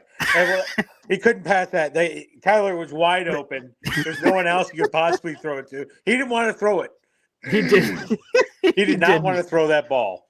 He's like, okay, well, there it is. Yeah, and he's having this emotional moment. So there you go. Touchdown pass number 500 for Aaron. He's been getting a great reception. He's carrying the ball to the sideline. They're going to sign that one and put that aside. Nice embrace here with Jeff Ulbrich. He didn't push Jeff Ulbrich away on this one. He's running to the sideline to put that one away. Yes, right, which is nice, yeah. It just seems like, come on, man. And by the way, you may say, who the hell is that a kicker for the New York Jets? It's their 5th different kicker of the season, which, by the way, is a single-season franchise record. Tyler Conklin wide open. Hey, there you go. That's what it's all about. So touchdown number 500 from Aaron goes to Tyler Conklin. He being Aaron Rodgers joins a very elite club of quarterbacks that have been able to do that in NFL history. I'm about to tweet out that nugget, baby. Here's the list. Aaron Rodgers or Tom Brady 649, he's first. Drew Brees 571, Peyton Manning 539, and Brett Favre 508. And then you have Aaron Rodgers. He is the 5th quarterback in NFL history to accomplish that statistic. And I know some Jet fans may not care about that for a variety of reasons. That may not float their boat, so to speak. But, something worth mentioning. Here, I'll throw this up on the screen so you guys can see this. I had this tweet saved in the draft because I think we all knew touchdown pass number 500 is coming. There's a stat. He's forever in the record book. So he is the 5th player in NFL history to throw 500 touchdown passes or more. Tom Brady, number 1 at 649. Drew Brees, number 2 at 571. Peyton Manning, 539. Brett Favre, 508. And then now Aaron Rodgers at number 500. Again, if Aaron Rodgers was to return next season, he could realistically pass Brett Favre. Peyton Manning, he'd probably need 2 seasons to do. And then we're talking about all kinds of craziness to talk about potentially Drew Brees there as well. Yeah, just for the record, he was still one of 5 players to throw for more than 499 touchdowns. So this milestone was a made-up Fugazi milestone. So at 501, we'll tweet that out. 501, he's one of 5 quarterbacks. Who gives a shit? I don't know. It's kind of a cool number. You make it seem like it's just arbitrary. 500. 500 is a pretty good one. Arbitrary. By the way, Greg Joseph. We're getting like, who is the Jets kicker? Is Greg Joseph is the Jets kicker? Greg Joseph. There you go. That is the Jets kicker. And people asking 500 now put Tyrod in. I don't think they're going to do that. Aaron is playing through this game. Although Aaron has all the stats that he wanted, playing all 17. He's the first Jets quarterback to do that since 2015 of starting every game of the same season. So Aaron Rodgers has now been able to accomplish that. He has touchdown number 500, but I don't think he's just checking these off then moving on. Yeah, he's going to play until he tells Ulbrich he's not. Oh, well, that's true, as we found out as well. So there you go. I think it's time to throw the other kid in. I don't think, though, if you would have given me, I mean, I guess eventually I would have had to get to it because Tyler Conklin's a starter, but like, I don't think I would have been able to, and by the way, let me flip the banner, excuse me. They're now 7-6. Jets have the lead against the Miami Dolphins here in the second quarter after touchdown pass number 500. They're showing the same thing I just showed you on Twitter in terms of touchdown pass. They just put the sticker on the Aaron Rodgers ball, touchdown pass number 500. Pretty cool. Aaron's going to put that in the case, I'm sure, for a 500th passing touchdown. It would have been a while before I got to Tyler Conklin, though. I would have said, Devontae, or Devontae, and then I would have went Garrett, and then I would have went some other options. It would have taken me a while to get to Tyler, though. Yeah, actually, he probably could have thrown it earlier if he wasn't trying to force fit it to 17. But hey, that's probably true. That's probably accurate. By the way, Hep is back on here. What's up, Hep? Yeah, I got my bingo card. I had Conklin in the middle. Hey, there you go. That's very nice. I like it. Hey, make sure drink, everybody. Make sure you drink for that one. Much appreciated there. And someone said the next one coming up, as I believe, Pop, you said Devontae needed what, 25 to get to 1,000?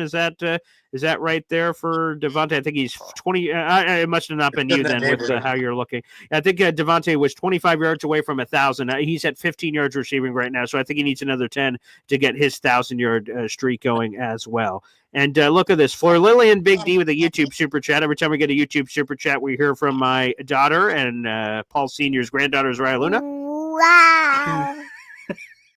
In honor of A-Rod getting 500, a $9.99 super chat. Salute to Aaron Rodgers, New York Jets Hall of Famer, baby. Woo! Mm-hmm. There you go. Hey, Quincy is really lighting it up today, isn't he? Yeah, it's great to see. It's absolutely wonderful to see for Quincy. He's a talented guy. For some reason, like I said, this year, it just hasn't seemed like he's had the same chutzpah. Obviously, he was an All-Pro last year, so he set the bar incredibly high. But yeah. It's been weird. We haven't been seeing that classic Quincy Williams celebration in a while. I think that Saleh firing really sent shockwaves through that whole defense.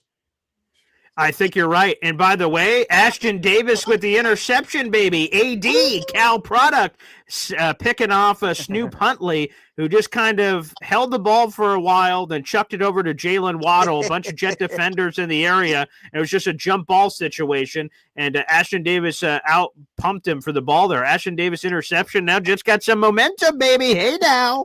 Okay, I'll check back. We'll see you later. Appreciate it, Hep. Hep jumping in here as well. And for Lily and Big D, you now have 8 gifted memberships so far this month with the super chats, which we're counting for, which is beautiful. So we will update the leaderboard for here for you, for Lily and Big D, because again, all super chats also count in that conversation. So again, our first place most gifter so far this month is our number one Osher Jeffrey with 13 gifted memberships. We have Jimmy Jets, who's second place with 10. We have J-Boy, who's also involved with 10. Very nice. Now for Lily and Big D rounds out at 8. And then Ron Weiss is at 6 gifted memberships. That's your new top 5 happening here. Pop. Yeah, just so you know, I was just thinking about this with a $9.99 super chat, which is 3 1/3 coffee club memberships. That is correct. With our fantastic technology that we've invested in for Boy Green Nation, I bet you we could give them the fractional spot on the wheel. You're probably right. So what I do is so on my little Excel sheet that I keep for everybody is I note it. I don't just say, well, they're only ever getting 3 here, like $9. I put down that they have 99 cents left over because other people get other super chats and other combinations, obviously. Throughout, so we do keep track of that. But for the wheel specifically, that's a great idea. This is one criticism of Garrett Wilson, by the way. Aaron Rodgers under center, RPO, run pass option, throws it out to Garrett Wilson. Well, that's the first down, then he cuts backwards. So a criticism of Garrett, and again, sometimes I think he gets overblown, is he tries to do a little too much east-west, not enough north and south, and he gets himself in compromising positions. Now, thankfully, Braylon Allen almost just took that to the house, but Braylon Allen gets the first down of the play, so it doesn't matter. But normally in these short-yarded situations, the Jets have not done so well. Yeah, that's true. And, really, Rodgers looking not accurate, but mobile today. He's moving around pretty well in the pocket today.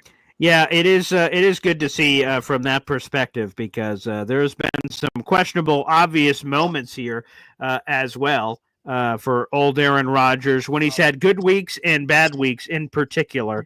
That's where, like I said, we've gotten into some trouble in the past, which is, when you see some of that action happening here, that's when we get a little concerned whether or not he's going to have that mobility moving forward. And that's why, again, whether or not is this the end for Aaron Rodgers, I think that's a question on a lot of people's minds, and it's whether or not you believe he can remain mobile. I think that's a bigger point of the question. By the way, for Lily and Big D, we just updated the leaderboard down below with the scrolling ticker as well.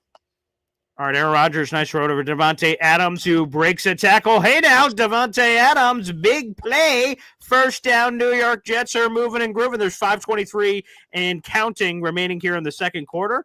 Aaron Rodgers finding Davante Adams coming across the middle. Let's see, Breece Hall getting some nice pass blocking work here. Fake screen right, Davante Adams left. He does that kind of like stop-start. It's not quite Le'Veon Bell level patience when he's doing this, where he kind of gives him the like old stanky leg, hey now, and getting a nice big gash play for the New York Jets, baby. They're moving and grooving here, Pop. Yeah, I think the NFL needs to go to different records than they currently have. And when I'm talking, like we keep talking about this 1,000 yards rushing, 1,000 yards receiving. Sure. The way to remove the asterisk is just to talk about it yards per game. That's what they should talk about.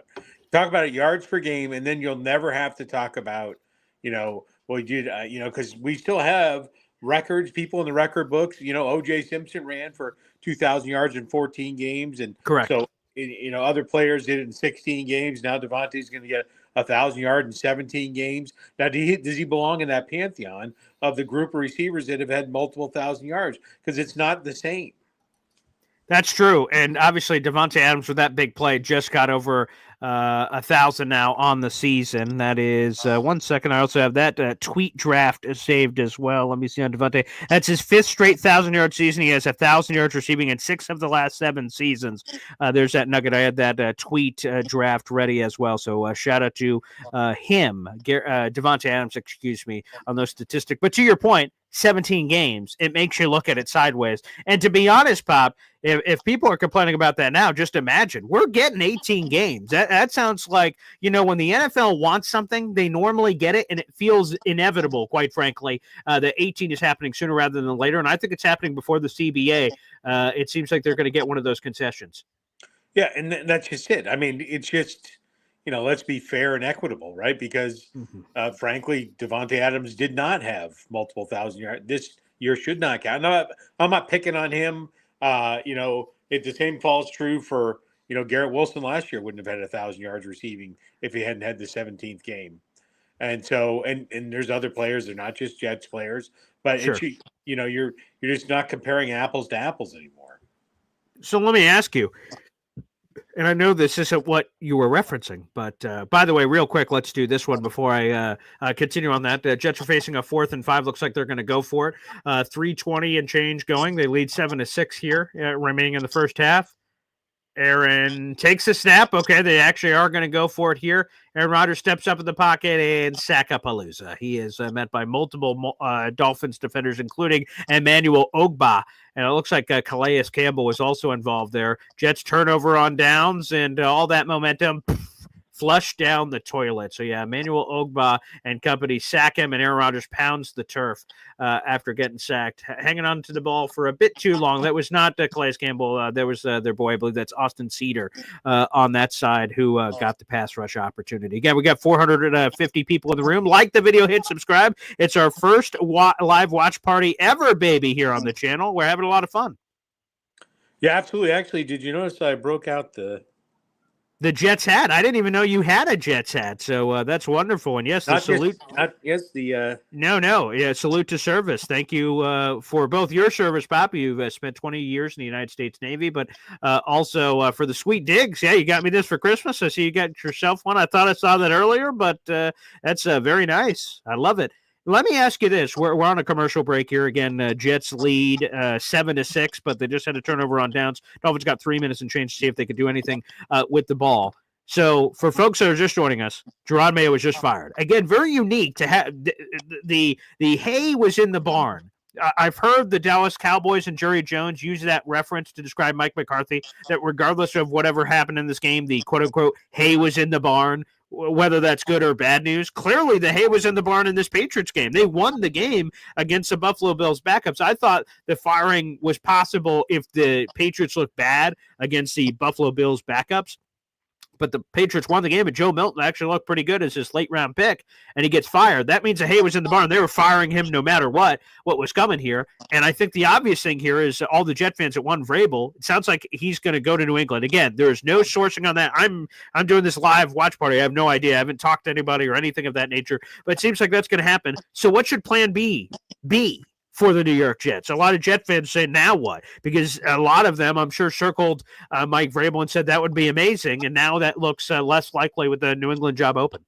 Yeah, I'll tell you, are you seeing me, hearing me? We're having issues here with my video? No. Every time, because you're on the phone because we're getting the iPhone camera angle. But if you get a call or text, your visual disappears. I believe your audio's still there. So whenever that happens, you just got to ignore the call or do whatever you're going to do. But yeah, we're hearing you and seeing you live right now. Yes. Okay. Yeah. So I'll tell you, with Vrabel off the table, it's somebody we haven't really even talked about. And I had talked about it before. I brought it up before. Jay Glazer brought it up today on Fox NFL Sunday. Ooh. I tell you what, I tag them both in. I bring in both the Grudens, and I've talked about both of them before on the show. Oh, that's not what I thought you were going to say. Okay, go ahead. I bring in both the Grudens. I bring in John and Jay, and Jay is a quarterback whisperer, and he slung the ball around. He knows how to play the game. Head coaching, the NFL experience. I think if John asked him to come out, they work together as a team, develop the young quarterback. Potentially, John hands it over to Jay a couple of years down the road. That's who I would go after, the number one head coaching candidate for the New York Jets. And there's your offense and defense wrapped into one combo. By the way, Jay Glazer is one of my favorite NFL insiders in the business. I trust him with my life. His sources just seem good. When he says things, they happen. A couple years ago, he did, and that's what I was waiting for this morning on the show. I'm like, I need the coaching carousel. I need to hear who he says is in, who's out, and who's in the middle, and his latest sourcing on it. And a couple years ago, it's Johnny Boy, great stop of the New York Jets defense, lost a 2 or 3 on the play, led by Ashton Davis, 2:20 and change remaining here in the first half, and the New York Jets are up 7-6. A couple years ago, he said the day before Black Monday, guys, watch out for Brian Flores. A lot of people made fun of Jay Glazer, like, Brian Flores, he's in the middle of this like 9 or 10 win season. He's not going anywhere. Next day, Brian Flores gets fired. So ever since that moment, I'm like, Jay Glazer, you're the man. Whatever you say goes. He had something incredibly interesting today. 2-minute warning. They're going to stop it here for the Dolphins again. 2nd and 12. 2-minute warning. Dolphins lead 7-6. Kevin O'Connell could be on the trade block, potentially. He could be the coach of the year this year. Apparently, the rationale for it, because a lot of people said, what? Why would they trade him? Kevin O'Connell only has 1 year left on his deal.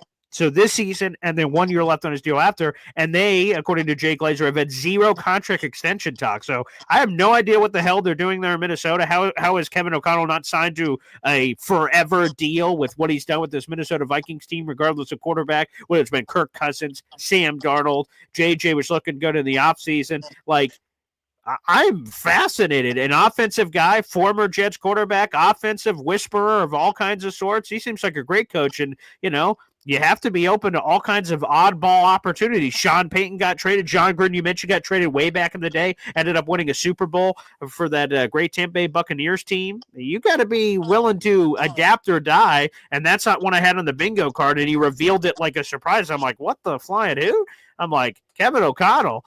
And now, curious your reaction to that, because that came out of nowhere. And number 2, what would you be willing to give up? Because the prices have been all over the barnyard in coaching history. Jets know a couple. Bill Belichick was traded.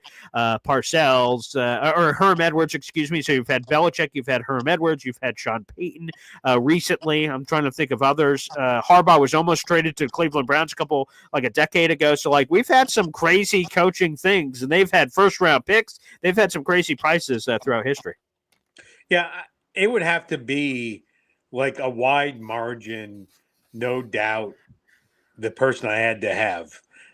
So I would be, again, and I don't think he's that candidate. I would be against it. But I would tell you this, I don't think we should go too far past how embarrassing it is for the New England football Patriots that the person that they developed, they mentored, they weirdly circumvented the Rooney Rule.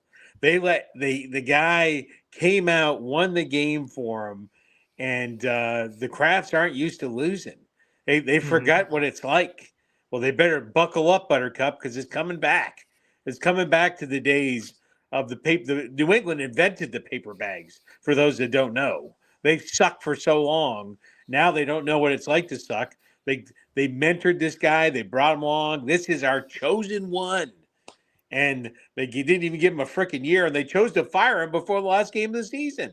I agree with you. I don't remember anybody getting fired before halftime of the second game of the last week. I've never seen it before.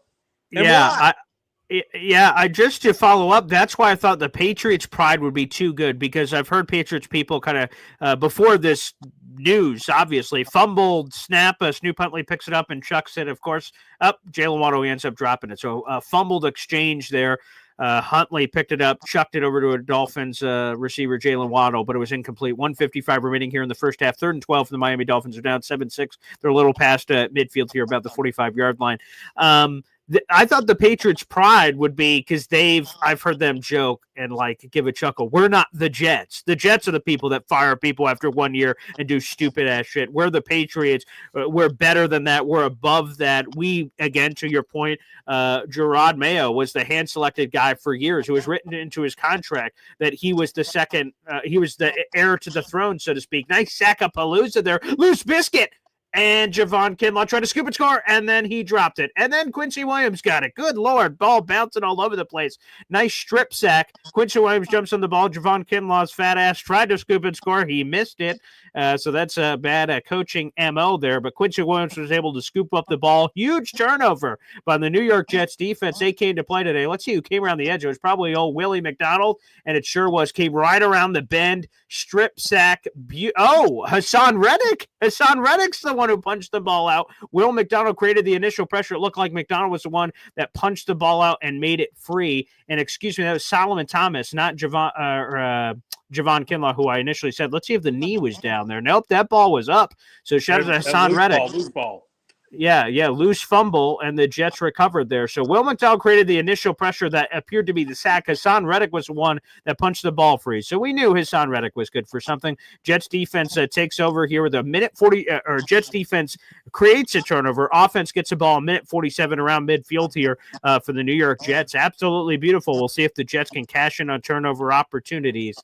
They have struggled to do that so far this season. We'll see what kind of pointage we could potentially get here. And then we'll be coming up on halftime. Before you know it, we'll keep this going. Again, this is the inaugural Boy Green live watch stream. Let's see. That ball's definitely out. That is definitely out. Again, a shout out to Hassan Reddick. And look at that. Hassan Reddick, he's coming in at about $7 million a sack.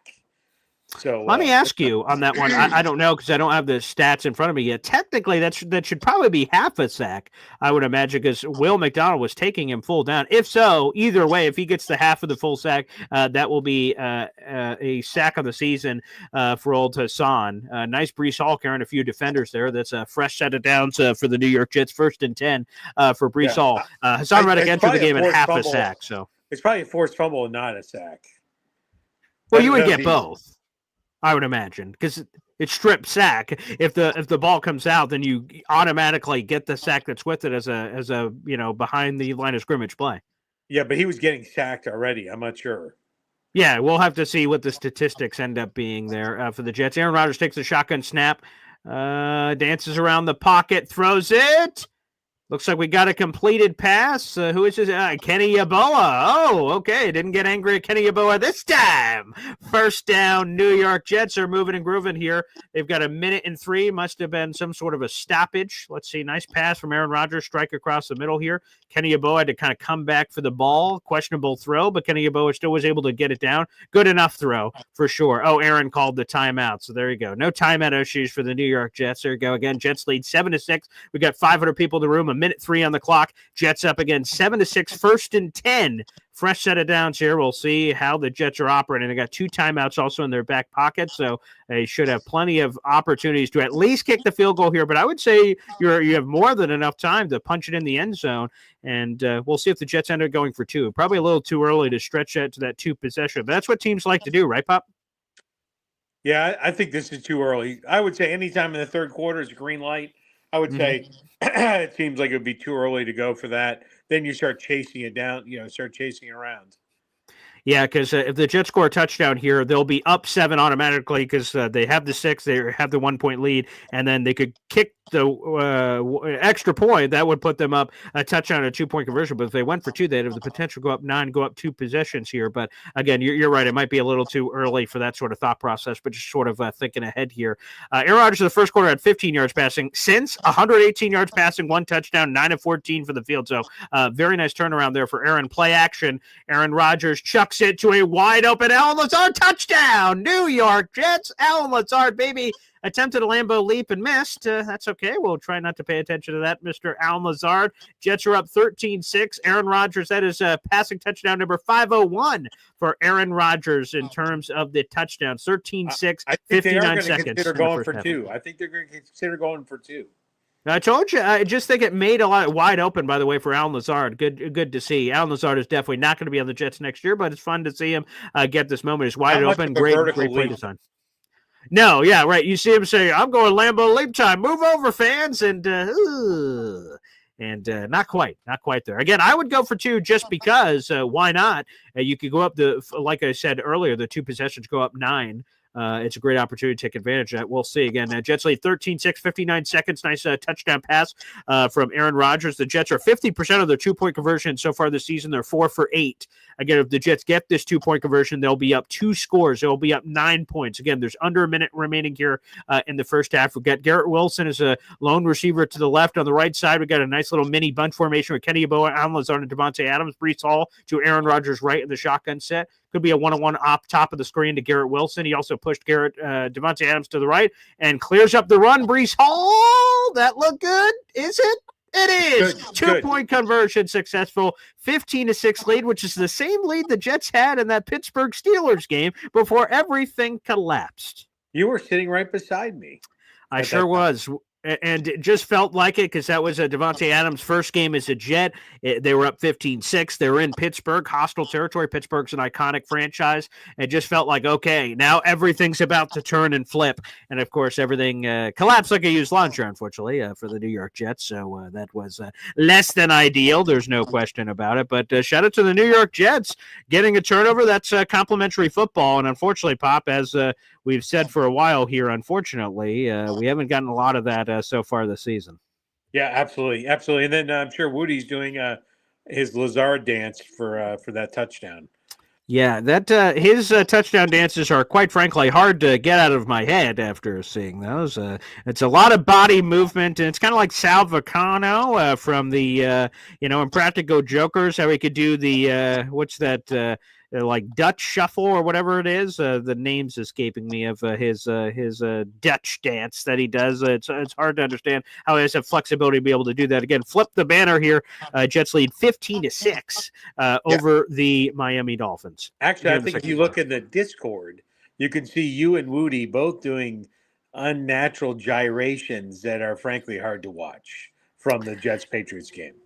You know, it is a somber mood. I know a lot of Jet fans are happy that this season's going to be over. Again, the Jets lead 15-6. There's under a minute remaining. Dolphins have the kickoff here. Oh, boy. They got some room. They got some wiggle room down the left hash. And, yep, Miami got a huge return. They're going to have a scoring opportunity here. 49 seconds left in the first half. Great return down the left hash. Yeah, there you go. Unbelievable. Great return there from Miami. Again, Jets have all this momentum, and then a little wind out of the sails here. Again, Jets lead 15-6, 49 seconds remaining here in the second quarter. Let's see how this return went. Again, collected at about the 5-yard line, stayed down the left hash, and then just broke free speed. Our kicker took a horrible angle, which could have saved 25 yards if you just take the remaining gap, which was clearly down the right hash. He shouldn't have stopped, and he would have been able to force him out of bounds. And handoff to Devon Achane, who gains, if they give him forward momentum, should gain about 3 yards there. 2nd and 7. Again, clock rolling here. It looks like we got a stoppage, maybe a Dolphins timeout. They had all 3 timeouts, and that is Dolphins used their first timeout of the half. Again, Jets lead 15-6 with 44 seconds remaining here in the first half. But, Aaron Rodgers started slow, but he's been dealing here, Pop. Yep, he's been dealing, and, apparently the kicker was not on the team when Ulbrich did the midseason tackling drills. Yeah, apparently not, because like I said, at a very least, didn't even have to do an aggressive tackle, just the angle. If he just would have been standing there, unless the Dolphin Dolphin offender, the offensive player, just trucked his ass and kept going, he would have been forced out of bounds there, which, like I said, it's 25 yards of field position, which could be pretty critical here down the stretch here in the first half. Yeah, really got to, at a minimum, especially with that field position where we're out now, got to stand tough. This defense it's been holding tough in the red zone, really holding the field goal at the most. Yeah, that would be great for this Jets team. Again, 2nd and 7, orbit. My brain's not working. Orbit motion. Excuse me. My brain was feeling there. For Malik Washington, the former Virginia product, did an orbit rotation out to the left side. Got a nice little screen pass, fresh set of downs. 1st and 10, 37 seconds remaining here in the first half. Dolphins use their second timeout of the half. Again, they're down 9 points, 15-6. Jets got the touchdown to Allen Lazard and the 2-point conversion as well there with Breece Hall running it down the middle. Okay, well, we'll see what happens here. This is important. The special teams, I will just say this. We haven't talked a lot about this. Why would we? And by the way, David D gives us a shout out. Denver's now up 24-0 over the Chiefs at halftime. So unfortunate the Carson Wentz people and to this Dolphins team that would mean they're eliminated from the playoffs by virtue of that game. But it would be nice for the Jets, who, if they beat them, they're automatically eliminated from the playoffs. Obviously, if the Broncos win, the Bengals would also be eliminated from the playoffs, who won last night against the Pittsburgh Steelers there. But, hey, factor that in where you can. But the special teams, the thing I wanted to get out real quick is Brant Boyer survived a lot of these Jets head coach in the past. He's been on the team for like 10 years. I don't believe he's surviving another one. There's been too many lapses on the special teams coverage this year. Yeah, there's no way. There's no way. And frankly, that's shocking that, it's like a presidential nominee surviving from Democrats or Republicans for them to stay on beyond. That's very unusual anyways.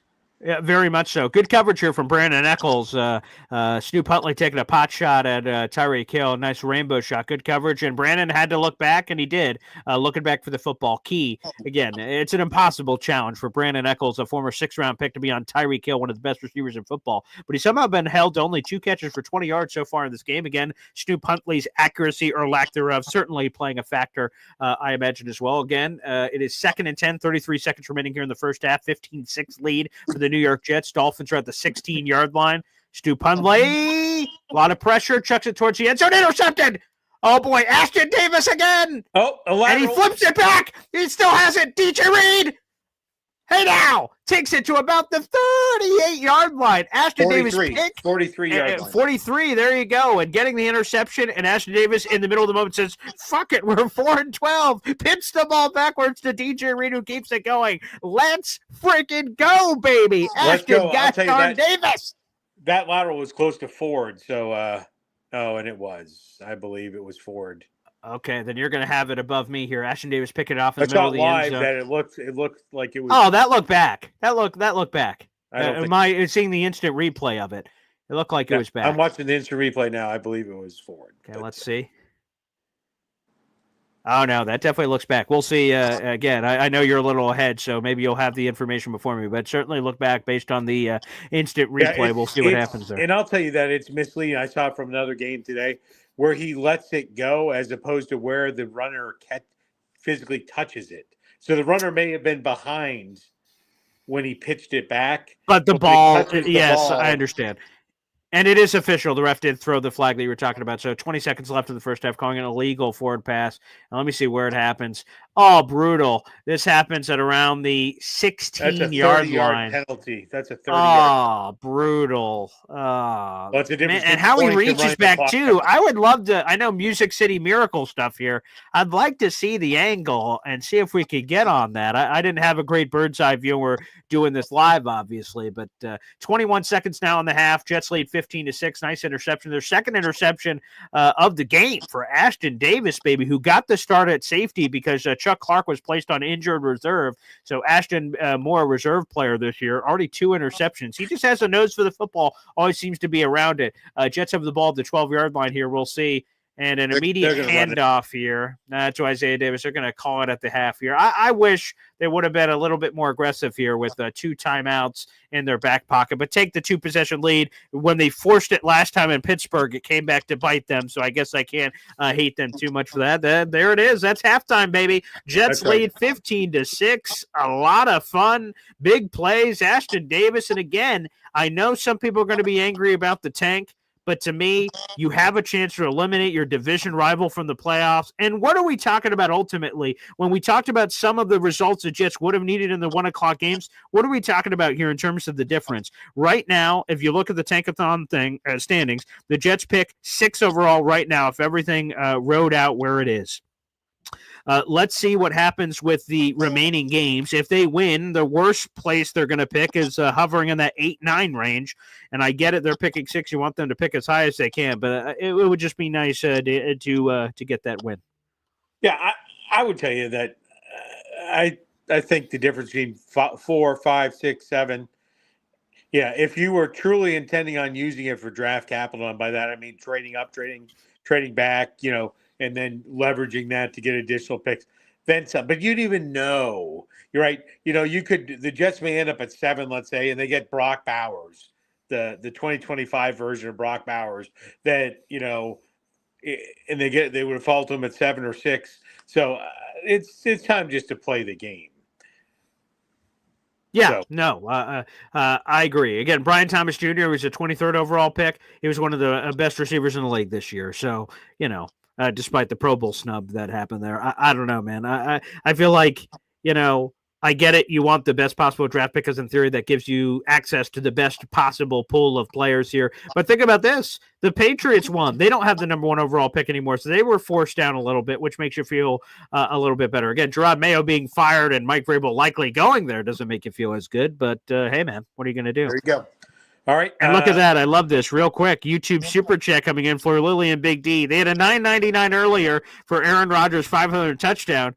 Now here's one for the Cal Bear himself, Ashton Davis, baby. Wow. For Lily and Big D, in honor of my Cal Bears, salute to Ashton Davis, baby. I love it. That's amazing. Awesome. Well, very good. I'm going to dip out. I'll come back later. My phone's about to expire.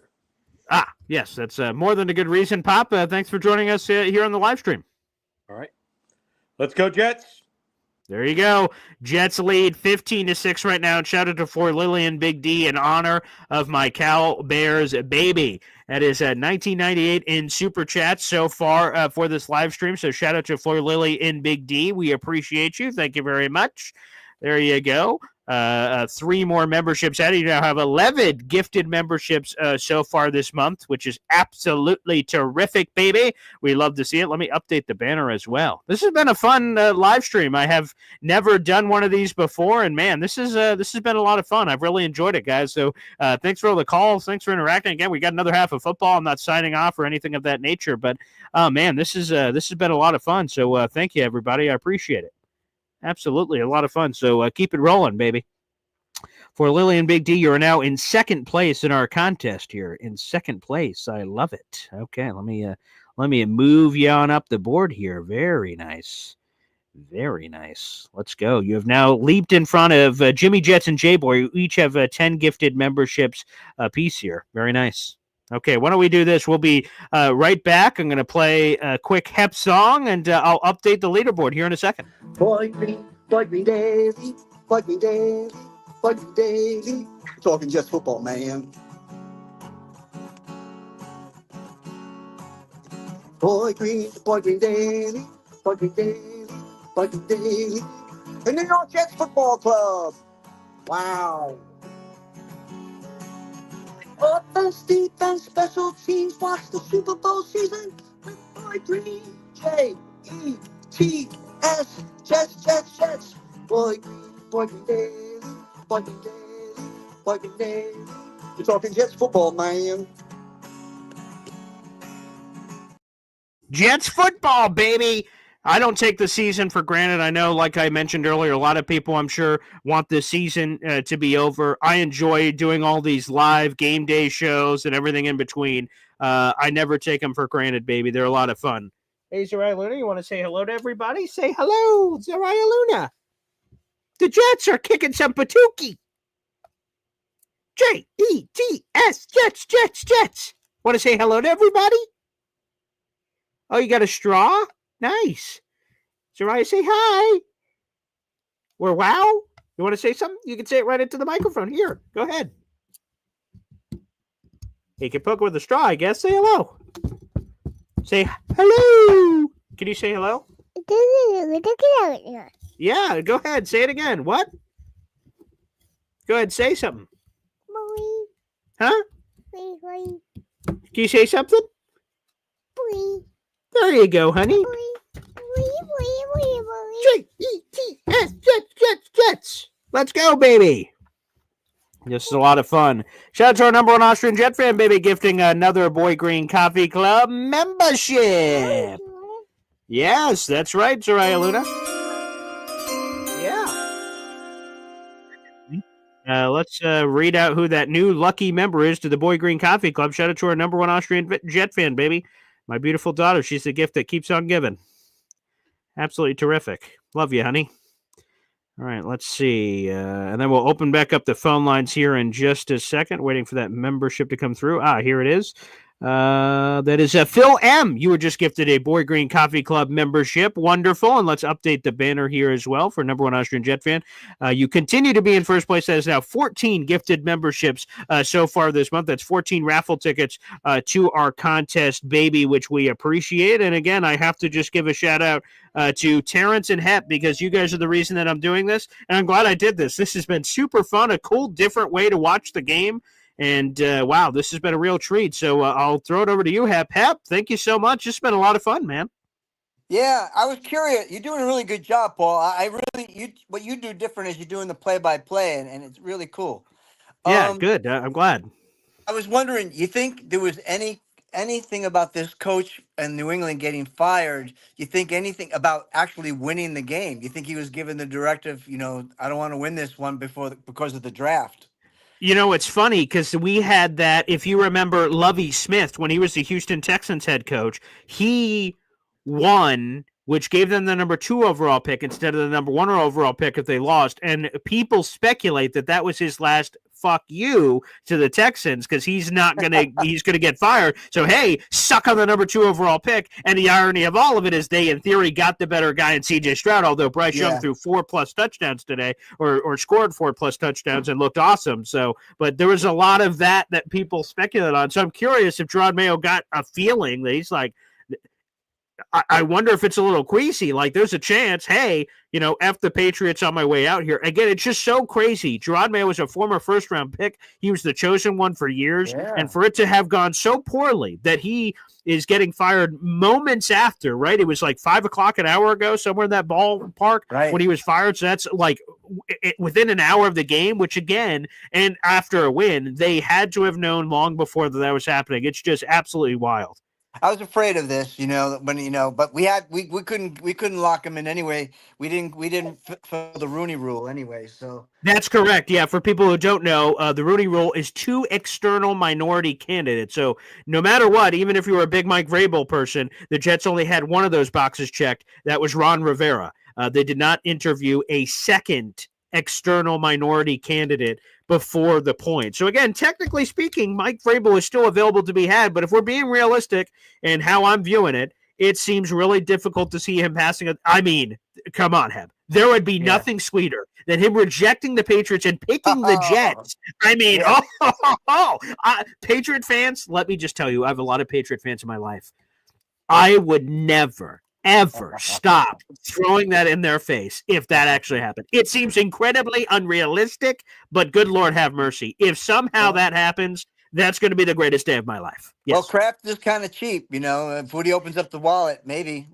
Hey, like I said, and here's the thing. We'll see, again, because we're live, I'm not getting the full, I'm not talking and doing a show, so I don't know if the Patriots are firing the entire staff. Are they firing the GM, quote unquote? I don't even know if he had the label with Elliott Wolf, because the benefit the Jets have is that they have a clean slate. They have no head coach and no GM. So a new guy coming in doesn't have to be marriage attached to anybody. I'm curious if the Patriots will take the same stance, because like I said, Elliott Wolf sort of filled in that role over the last couple of months. So I'll be curious. If they wipe him away too, then the Jets sort of lose their advantage, because the Patriots, the one perk that the Jets would have, the Patriots would also have. So that'll be something to watch too.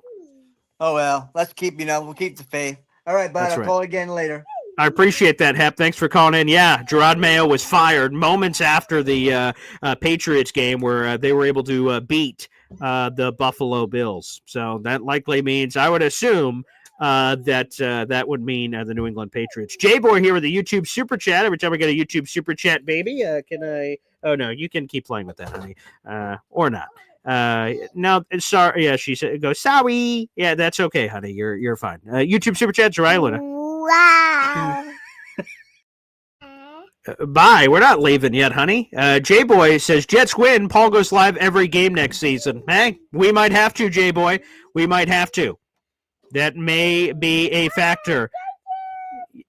She's saying thank you. Yes, thank you, J-Boy. Appreciate that. We'll put that in.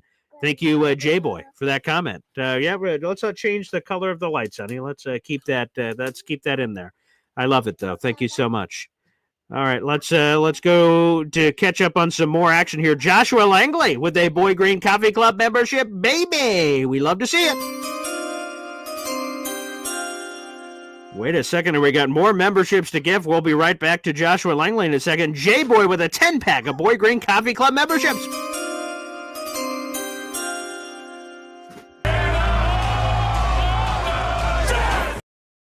Count them up, 10 Boy Green Coffee Club memberships, baby. Oh, yeah. We're flowing now. Keep them coming. Every Boy Green Coffee Club membership gets you a raffle ticket to our contest to win a brand new Aaron Rodgers jersey, folks.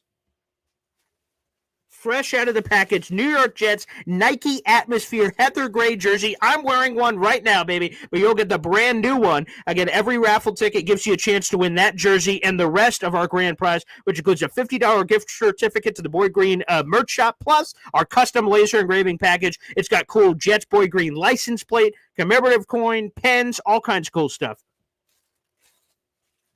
So all of that, the laser engraving package, the $50 gift certificate, and that Aaron Rodgers Heather Gray jersey, that special Nike Game Atmosphere jersey, are all up for grabs. We'll be gifting that to one lucky winner at the end of the month. Every Boy Green Coffee Club membership you gift or Super Chat equivalent or PayPal or Venmo, Super Chat, Super Stickers, all of it counts towards it, but it's $2.99 per raffle ticket. Get you in for that. So absolutely awesome. We got a YouTube Super Chat coming in here from Jeffrey as well, baby. Let's get to that. Jeffrey Jeffrey was our big winner of our grand prize contest last month, and we're going to be sending that out to him as well. Wow.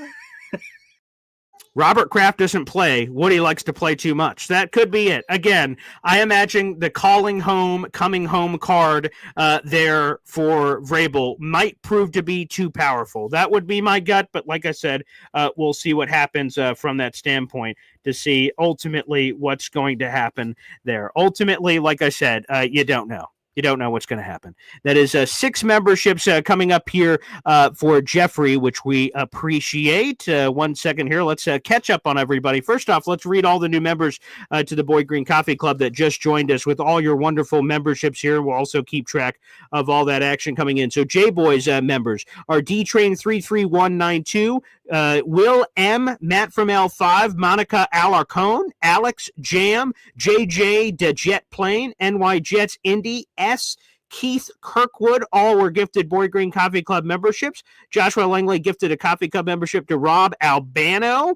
He was thrown on here as well, and I think that's everybody. Phil M from our number 1 Austrian Jet fan. Shout out to J-Boy here with the YouTube Super Chat coming in. So we got J-Boy gifted memberships. Joshua Langley gifted memberships. So let's make sure we get everybody here on the list for all of their contributions. We appreciate it, and we're going to be coming back from halftime here in just a second as well. So let me continue to update the leaderboard, guys. We'll get that going on the banner, and I'll make sure that is up to date, but I'm keeping track of it on the Excel sheet either way here. All right, kickoff coming. Jets received the second half kickoff. They're up 15-6. Jason Sanders with the kickoff, setting it back to the New York Jets. That looks like there's going to be a fair catch in the end zone, and it is. The Jets will take the ball at the 25-yard line. Again, Jets lead 15-6. 15 minutes remaining because we're just kicking off the second quarter here. All of the Jets' points came in the second quarter. 15 points, 10 first down, 24 plays, 9:47 of time of possession. The Jets dominated that second quarter. So we didn't have to wait for the Jets to be a second-half team this time. Instead, all we had to do was the Jets a second-quarter team. We'll see how Aaron Rodgers continues to develop. Since that first quarter, in the second quarter, Aaron Rodgers is 10 of 15, 132 yards passing and 2 touchdowns, 0 interceptions in that second quarter. Aaron Rodgers balling and dealing, baby. Let's keep it going here. 1st and 10, 30-yard line, excuse me. Now there you go. Breece Hall, baby, breaks a tackle, and he stays on his feet. Unbelievable. Taking it to the opposing 48-yard line, but there's a yellow flag. All the flags are yellow outside of the challenge flag. Not sure why I discerned color there, but that's neither here nor there. Flag on the play. Let's see. Is this coming back? What a great explosive play from Breece there. Please, please. Flag on the Dolphins. Please. Please. Personal foul, low block. Oh, the Jets. Ah, boy, that's going to bring it back. Let's see. Who's that on? That'll revert back to Joe Tippmann. They're throwing the cut block on. Now, if one, I don't know if this is it. Let me see the replay. If one Dolphins, he did just go low. So it wasn't like if you sometimes have blocking and it was an unnecessary play. It absolutely had nothing to do with the play. That is totally disconcerting. You hate to see that. If you have an offensive lineman that's engaged with another defender, mano-a-mano, and another offensive lineman goes low on them, that's a penalty. But no, he just straight up went low on a guy, just dove for his thigh pad, which unfortunately is illegal in today's NFL. So a big play wiped off the board for the Jets. Clock running, Jets lead 15-6 here. Brutal penalty, man. It's going to be 1st and 23 now for the New York Jets. Huge play from Breece, an unfortunate penalty from Joe Tippmann, who's been really good this year. Aaron Rodgers shotgun set, 3 wide receivers. Play clock rolling down here. Aaron Rodgers takes a shotgun snap, looks out to his right, throws back to his left. Breece Hall, nice juke, breaks a tackle, gets to the 21-yard line. Nice move and groove, a little bit of juice there from our boy Breece Hall, baby. Beautiful. You love to see it. Let's go. Let's freaking go. All right, let's catch up on some more YouTube Super Chats here. Pam Oliver, the sideline reporter for this game. Terrific. Beautiful. All right, got a YouTube Super Chat. Backwoods aren't cool. Let's give a shout out every time we get a YouTube Super Chat. Wow. Backwards aren't cool. YouTube Super Chat coming in. Bring in Rex Ryan and let's get nicey with Gruden. Simple. Belt to ass movement. Hey, that'll be a motivator. Aaron Rodgers gets annihilated in the backfield. Big sack play. Calais Campbell, the old man, the 38-year-old, smacking Rodgers. It was 2nd and 19, but the Jets just ate a massive loss there. The Dolphins went ham in their backfield. That's going to be 3rd and a country mile. Let's see what happened here on the play. Looked like Calais Campbell beat up on Joe Tippmann. Let me see. Or Cedar opened it up so there could be an X stunt coming through, and that's where Calais Campbell just ate Aaron Rodgers for breakfast for the sack. He had a nice X stunt where he came back around after Tippmann engaged with another Miami Dolphins defense lineman. It's 3rd and 28. I imagine the Jets are going to run the ball here, and they do a halfback draw to Isaiah Davis. Jack Rabbit picking up some nice yardage, but the Jets will punt. That was at 3rd and 28. Anywho, back to backwoods aren't cool here. Bring in Rex Ryan. Let's get nicey with Gruden. Simple belt-to-ass movement. Hey, man, we need belt-to-ass. And now it looks like it's going to be tougher to get Vrabel. Again, it's not impossible, but my lean would be live here on the show, immediately reacting to it. That he is probably the favorite to get the New England Patriots gig. But let's get some people who are no-nonsense guys, and accountability, I think, is key. I think accountability is absolutely key here. All right, let me backwoods aren't cool. I want to make sure I get your super chat here on my sheet. Thomas Morstead with the punt on 4th and 18. Okay, he calls it a fair catch. Tyreek Hill gets it at the 40-yard line coming up there. Very nice. All right, we'll update the banner later, but I'll make sure I get all your guys' super chats in. Cole Young with a 1999 YouTube super chat. Hey now, baby. Wow. Thanks for the super chat, Cole. We appreciate you. Aaron Glenn for head coach. It'd be a great coming home story. Of course, a former first-round draft choice of the New York Jets in the 90s were on a TV timeout. He was a first-round draft choice of the New York Jets. He's widely respected. He was a scout with the Jets, so you have that scouting background you love. He's been coaching forever. He was with the Saints for a bunch of years. He's been with that Lions program. He's come from a winning culture over there. He's dealt with all kinds of injuries this year. Cole, how do you not love the potential AG story? Now, I get it. He's a defensive coach, and some Jet fans are just going to hate that by nature. But you've seen some of the behind the scenes with him on Hard Knocks. Again, I don't know him personally. He called this a dream job to Rich Cimini, so he'd want to have this job. He comes from a winning program. He's got the scouting. He's got the coaching. He's got a lot to like. Again, he's a defensive guy. You got to hope that his offensive coordinator marriage will be one of those sexy young Lions offensive assistants coming over. He also has connections to the Saints, so hopefully he gets some great offensive connections over there as well, Cole. Great super chat, though, and a great potential plan B or maybe plan A for some people. You know, who knows? A plan A for some people, potentially as well, coming in here. That might be a plan A for a few people. Right, let me make sure I don't miss anybody else here on their super chats and whatnot coming in. All right, let me make sure I got everybody here. J-Boy, DNY for life. I had you for a 5-pack. Let me make sure I get that in there for you. Thank you so much for Devin, a.k.a. DNY for life, with the 5-pack of memberships earlier. Thank you kindly. All right. Okay, I think I caught back up. Okay, beautiful. All right, let's keep it rolling here. Got DNY for life, a.k.a. Devin, every time I get a YouTube super chat. All right, Luna? Wow. Mike Vrabel is gone. Crying emoji. Pivot. Brian Flores and Mayo for DC. Mayo will be motivated to kick New England's ass. LOL. I'll take Flores and Rex. That would be hilarious. Someone actually, I think that was on the morning show today, or I saw it somewhere else maybe, maybe it was the Peter Schrager. He just had his flight season. I'm sorry for the name, or the season with Peter Schrager, something like that. And they mentioned Mayo as a joke. Like, DC? Hey, if you're trying to get the motivated guys, Brian Flores hates the Dolphins. And Mayo will hate the Patriots. That would be wild. And hey, man, Gerard Mayo was a horrible head coach. I mean, he seemed to say all kinds of stupid things at press conferences. It's not that the Patriots were bad this year. Everyone expected them to be bad. Their roster sucked.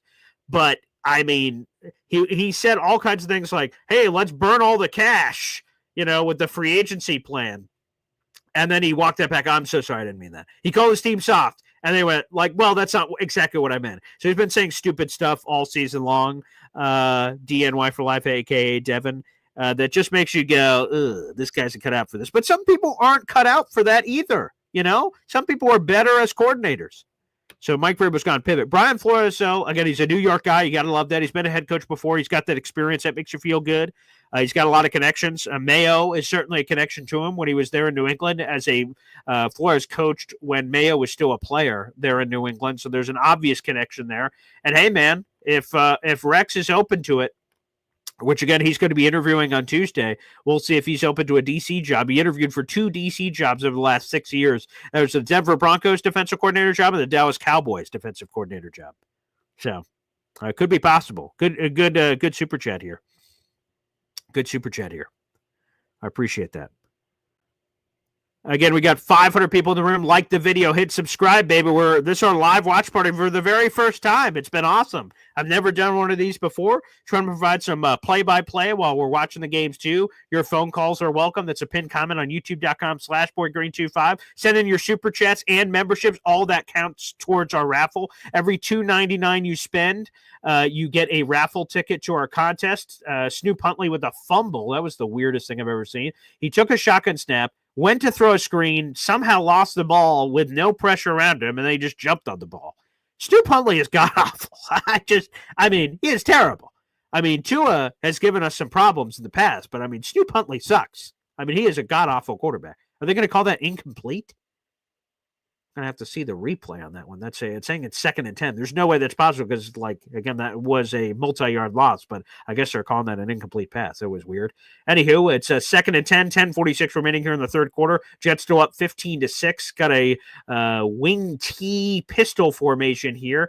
Fake the handoff to Devon Achane. Jonnu Smith gets annihilated in the backfield. Loose ball, and the Jets recover. Solomon Thomas with the fumble recovery. Oh, my goodness. This Jets defense is freaking swarming today. It's awesome to see. Let's get a replay on that. Looks like Quincy Williams punched the ball out for Jonnu. Yeah, it was Quincy Williams, and that ball is out. Eric Watts and Quincy Williams both punching it out on Jonnu. They were fighting for the ball. Loose biscuit. Look at that. It was a combination. Both were kind of ripping at the ball, but I'll give the credit to Quincy Williams. Eric Watts was around it and punches the ball out from Jonnu Smith.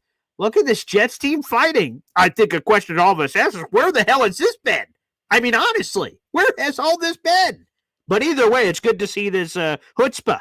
It's good to see this chutzpah. And let's go to Ben Way here. At least Mayo cost him the number 1 overall pick as a party gift. Thank you. Yeah, the Patriots don't have the number 1 pick. God bless America. That is wonderful news. That is great. He screwed him out of that at least, so thank you, Mayo. He might steal Vrabel from us, but hey, we appreciate that.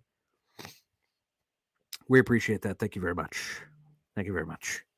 Very nice. Here we're on a TV timeout. Jets lead. They're in a great position here. Wow, interesting. So this is from Aditi Kinkabawala. She was told, this is an NFL insider, she used to work for NFL Network. She's currently with NFL on CBS Sports. She said, I was told that Mike Vrabel's dalliance with the Jets was to put pressure on the Patriots to make a move. With a young, incredibly promising quarterback who improved every week despite very little talent around him, more cap space than anyone, stable ownership, of course the job ranks high. So Aditi says that Vrabel used the Jets for leverage, and I will tell you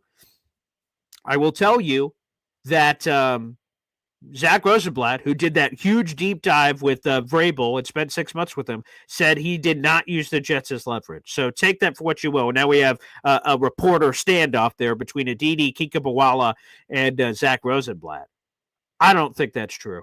Everyone wants to say that and make jokes and things and whatever, but I don't think that's true. The Patriots were either going to fire Jerod Mayo or they were not going to fire Jerod Mayo. Him interviewing with the Jets. Think about this. Mike Vrabel is one of the hottest coaching candidates out there, if not the hottest, depending on how you feel about Ben Johnson. Him interviewing with the Jets is not a total shock. Like, oh my God, they could hire this guy. Of course they would. The Jets had an opening. So I call bullshit. I call bullshit on the Jets were used for leverage here. Mike Vrabel interviewed with the Jets. The Jets interviewed Mike Vrabel. There was mutual interest, and there still is. Nothing's official yet. But again, I would imagine the Patriots are the betting favorites to land Mike Vrabel. But they have to go through, you talk about the Jets having to do the Rooney Rule. The Patriots have to do the Rooney Rule. They escaped that the first time because of Jerod Mayo's language in his contract of being the heir to the throne. That allows them to skirt by the Rooney Rules. They now, after firing Mayo, have to interview a bunch of people before they can even hire Vrabel. So we'll see what happens there. Nice Aaron Rodgers pass to Braylon Allen for a gain of 3, maybe. Again, Jets lead 15-6 with 10 minutes of change remaining here in the third quarter. Cole Young says more live watch parties next season. Again, I'm glad that you guys like it. I'm glad that you guys are enjoying it. This is my first one ever, so it seems like you guys are getting a real kick out of this, so we will do it more. Number Nostrin Jet fan says it. Like, subscribe, share, baby. Those are all free ways to contribute to the show if you're enjoying it. Pony formation. We got Isaiah Davis in the backfield with Braylon Allen. Nice jackrabbit move. Jackrabbit shows the ball. And a nice move, some nice wiggle. Jackrabbit, man, he was a draft pick. I'm like, what are the Jets doing here? And look at the movement here. We had the pony formation, handoff to Isaiah Davis, cuts inside, breaks some lame arm tackles, nice stiff arm, skirts up the sideline, takes us to about, what was that, the 26-yard line and change. Isaiah Davis, baby. Jackrabbit, hey now. There you go. Love it. The Jets are officially, they're at the 26-yard line. Nice run from Isaiah Davis. Motion, Braylon Allen out to the left. Empty set for Aaron Rodgers. 1st and 10, 9:25 remaining here in the third quarter. Aaron Rodgers starts rolling now. Ugh. He tried to run. He thought he had a lane. He ended up, I believe they're going to count that for a sack. There's probably a loss of 1 for Aaron Rodgers. He thought he had room. Pocket collapsing around him, trying to escape out the left. He ultimately gets taken down. But yeah, what about that stat, folks? Aaron Rodgers is the first Jets quarterback to start a full season, which means starting every game in a season since Ryan Fitzpatrick did it in 2015. Now, Ryan Fitzpatrick did not finish every game of that season on the road against the then, that might have been Oakland Raiders back then, against the Raiders. He got hurt at the beginning of that game, and Geno Smith finished the game, but he did start every game of that season. Fake handoff to Breece Hall on the left. Aaron Rodgers rolling, looking. It looks like Devontae Adams with the catch. It's going to be close to a first down. 2nd and 11 was the down and distance. We'll see. I think that's going to be called just a hair short. Probably going to be about 3rd and 1. Devontae Adams, great connection with Rodgers. Looks like he had both feet in. I can't see that left foot. Oh, yeah, he definitely got both feet in. Beautiful. It's going to be 3rd and 1 for the New York Jets, 15-6. Again, 8 minutes and change remaining here in the third quarter. 3rd and 1. 3rd and 1 set here. Looks like the Dolphins are going to challenge that. Let's go back to the phone lines. Hop on Pop back here on the show. What's up, Pop? Hey now. Yeah, it's really close with the right foot. May not have been on the ground when he actually caught the ball. They're gonna have to split screen that, 12 ways to Sunday to figure it out for sure. But he definitely caught the ball. It's that right foot, and my right left may be off, but there's one that may not have been on the grounds. Yeah, we'll see. If he had the ball initially to get the again, because of all the angles of right to left, left to right, he had one toe down and then he had the other. But was the first one down when he had the ball? That'll be the big question here from that standpoint to see if that is possible here for the New York Jets. But a nice connection there. Obviously, Aaron Rodgers and Devontae Adams obviously have a long-standing relationship, so it would make a lot of sense. Flip this here. We're now in the third quarter here. For this Jets-Dolphins game. Again, 15-6 lead for the New York Jets as they're driving down the field here. Yeah, the defense is playing like rabid dogs. Where is this defense been? We've seen these spurts of offensive brilliance for a quarter here, quarter there, but the defense, this is probably outside of the New England game, the most solid ball hawking that we've seen this season.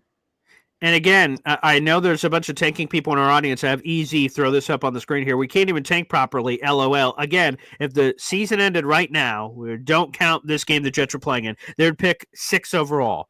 However, with a win, they would fall to, again, it's going to depend on the strength of schedule of Carolina with all the games that are played today.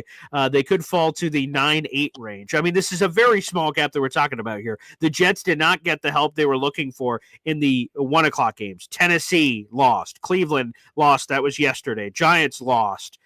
Patriots won, which helped a little bit, but the Jets' strength of schedule with the Patriots and Jets is not in marriage. Jacksonville lost. So, again, easy. The Jets didn't even do what people thought was going to be. So the tanking is like negligible for where they're going to pick. If they would have got better help and the Jets could have the 2nd or 3rd overall pick, okay, maybe you'd have a case. But right now, I don't even know what people are tanking for. That's what J-Boy asked. Let me ask, what are people tanking for? I don't know.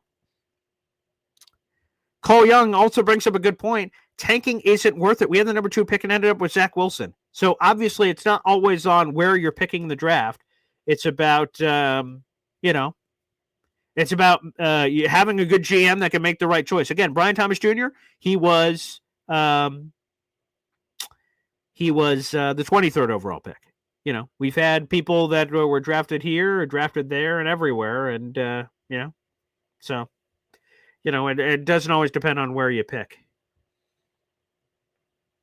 They called it complete. So 3rd and 1 here for Aaron Rodgers and the Jets. A nice little fake out to Al Lazard, who has the ball to throw, who chucks it. Nearly intercepted. Al Lazard, what the hell are we doing here? There's a very weird play. Jets now face a 4th and 1, 8-10 remaining here in the third quarter. Sorry, I didn't describe that play-by-play very well. I was very confused myself watching it with all the reverses. Aaron Rodgers, shotgun set. He fakes a handoff to Braylon Allen, tosses it behind him to Al Lazard, who looks to throw, but nobody's open. He just kind of chucks it towards the end zone, which is nearly intercepted by Jalen Ramsey. Thankfully, it was out of bounds there. Very bizarre play. But 4th and 1, Jets are up 9. I imagine that the Jets will probably just go for it here on 4th and short, and they will. 4th and 1. And they did reset. They did reset the play clock here. Again, 4th and 1, 8-10 remaining here in the fourth quarter. Hands off to Braylon Allen, who initially got stuffed, but the second effort gets him the first down. First down, baby, for the New York Jets as they continue to drive. They're up 9, and they're looking to add some more points. Let's go to the phone lines. EZ joins us here on the show. What's up, EZ? How you doing, man? Hey, not too bad. We're having some exciting football for once. This is nice. I'm just watching the game. Nice. I hope you're enjoying I'm just watching the game. I don't have my headset, so I'm getting horrible feedback. But I was just kidding about the tanking part. I mean, I just think it's funny. Devontae just got hit in the back with the football. Bam. I just saw that. Very bizarre. And everyone's showing their hands up as if they have no idea. But there is a flag on the play. Let's see what the flag is. That was very bizarre. It hit Devontae Adams in the left ass cheek. It looks like passing interference on Miami. Looks like number 36 was getting a little physical there with Devontae. Yeah, he grabbed his left shoulder, couldn't turn around. And it's weird because, Devontae didn't even turn around to look for the ball. Maybe that's because he was being held and he got pegged with the ball. But that will be a spot foul, giving the Jets the ball. It should be inside the 5-yard line here for the New York Jets as they look to continue to add to their lead. This is going to be a touchdown. Yeah, I think you're right. 15-6 lead for the Jets. 7:26 remaining here in the first half. Anyway, first and goal. The feedback's absolutely disgusting. So I'll call you tomorrow when I have my headset on. I can't do this without it. That's okay. I appreciate the call, EZ. Thanks for calling in, brother. Again, 15-6 lead here. First and goal. Play action. Hands it off for Aaron Rodgers looking. Oh, and he missed Devontae Adams in the back left corner of the end zone. Could have been a touchdown. Kenny Yeboah also looked like he had a step on the play action. They faked a debris, rolled out to the left. Looked like Kenny Yeboah had some runway, but Aaron Rodgers did not throw it over there. By the way, the Broncos are annihilating the Kansas City Chiefs. I mean, this is a bloodbath. The Broncos are up 31-0 near the end of the third quarter. Yeah, that makes this game, not this game, but whatever, null and void. The Dolphins would be eliminated from the playoffs by that result itself. But on top of that, anyway, the Jets are just handling business and kicking ass. Great bit of motion here. Looks like a wildcat. Looks like, is that Braylon Allen getting the direct snap and running it? Yeah, direct snap, but a whole lot of nothing there, unfortunately. Minimal gain. It's going to be 3rd and goal for the New York Jets. Going to be 3rd and goal here for the New York Jets. 7 minutes and clock rolling, counting here. 15-6 lead for the New York Jets over Miami Dolphins. 3rd and goal here. Let's see what happens. Come on, baby. Let's just unload on the Dolphins, man. I don't like the Dolphins, and then eliminating their playoff chances ourselves would be terrific. So, great. Aaron Rodgers under center. Got Garrett Wilson as a lone receiver to the left. Play action again. Throws it. Targeted Devontae Adams again, and a whole lot of nothing available. A lot of force feeding to Devontae Adams, but that's neither here nor there. 4th and goal, we'll see. The Jets are up 9. Field goal would put them up 12. Looks like Aaron Rodgers coming off the field, so I guess they're going to go for the field goal here. Let's see the play action. Oh, it would have been wide open. So shout out to the Dolphins defender, number 11. He he was initially rushing, and then he dipped back. He said, wait a second, this is play action. It would have been a wide-open touchdown to Devontae Adams. So smart on number 11, who got the tipped interception earlier. Greg Joseph is attempting the 20-yard field goal here. Let's see. It's basically an extra point here, and it's good. Jets now lead 18-6. What a weird score over the Miami Dolphins. Let's go to the phone lines. Johnny Boy here on the show. What's going on, dude? Hey, what's up, Johnny? Hey, man, who's that kicker? That is Greg Joseph. That is our 5th different kicker of the season. That's a franchise record. What is going on, bro? Unbelievable. Hey, I'll take a dub. I'll tell you that much. For sure. And again, to do it to the Miami Dolphins, F the Dolphins, quite frankly, and this eliminates their chances at the playoffs. So, yeah, this feels good, man. I agree 100%. But a lot of the teams that we needed to lose, needed to win, so then we could go surpass them. Didn't happen. Right. Yeah, so it is what it is, man. But I'll take the W. New year, why not? Looks like they're just having fun. But it does feel like this is Aaron Rodgers' last game, and he's going out there and being like, dude, I want to have fun. Like, he was literally trying to catch a ball right now to see I caught a touchdown, so. Hey, and Aaron, for the most part, outside of that first quarter, he's looking good. He's 16-26, 185 yards, got 2 touchdowns, has been sacked 3 times, but overall he's been looking pretty good. So, I'm happy. Let's, again, eliminating the Dolphins from the playoffs feels great. Feels great. 100%, man. But the Vrabel situation, man, right? Crazy now. Oh, God. Man, I thought with the Patriots win today, I'm like, okay, it wasn't an embarrassment. Again, I thought the only way that Jerome Mayo was going to get fired is if the Bills backups beat the shit out of the Patriots. And then you're like, oh, geez, this is not good. But they won. And then Mayo, less than an hour later, gets fired. I mean, that caught me off guard. But again, for the Vrabel Jets people, it's not 100% over, but it doesn't look good. Yeah, I mean, like I've said, man, I keep saying it. I'm on that Flores train, that Flores rock, so we'll see. I did see something, though, earlier that I didn't even think about, but it's kind of intriguing. Vrabel and Josh McDaniels. Oh, it made me sick to my stomach, man, as an OC. I heard that, yeah. I was like, not this shit all over again, man. So because that's all what would have happened to us, right? The Patriots go back and then get the guy, and it's 20 years of us dealing with the same old stuff. But yeah, Vrabel's a good coach. That's the only thing. So not only do the Jets potentially not get Vrabel, again, nothing's official yet, but it all looks like it's heading in that direction. Vrabel's a great coach, so he's going to turn that shit around. He's a good coach, and that just means the Jets have to get it right in their own way, obviously. So that's what they're going to have to factor in. And shout out to myself. Dick Chimney's Burner jumps in here and says, hey, one more touchdown. I have my random 25 points. I predicted a 25-20 victory for the New York Jets earlier today over the Miami Dolphins, and Woody gave me a lot of shit for that very weird score. But, hey, we're only 1 touchdown away from that 25 score for the Jets, so thank you for pointing that out. And Dick Chimney's Burner. Appreciate that. Hey, can I ask you something real quick, though? Sure, ask me whatever you want, yeah. Why did it take... Boom! Holy shit, Nike! Good Lord have mercy! I mean, what a smacketh on the frickin' special teams. Booyah for the New York Jets. Good Lord have mercy. That was number 39 for the Jets. They have so many backups in right now. That could have been Jarius Monroe. We'll have to see on the replay on that, but bang! That's what I'm talking about. Some real chutzpah. Anywho, yes, back to your question. And that's what I was about to get ready to say. Why did it take the last game to see our defense humming the way it's humming right now, and special teams the way they're playing right now? The offense is looking somewhat okay, right? It took now for these guys to start rocking and rolling. Ashton Davis looking 2 like picks. a freaking man on fire out there right now.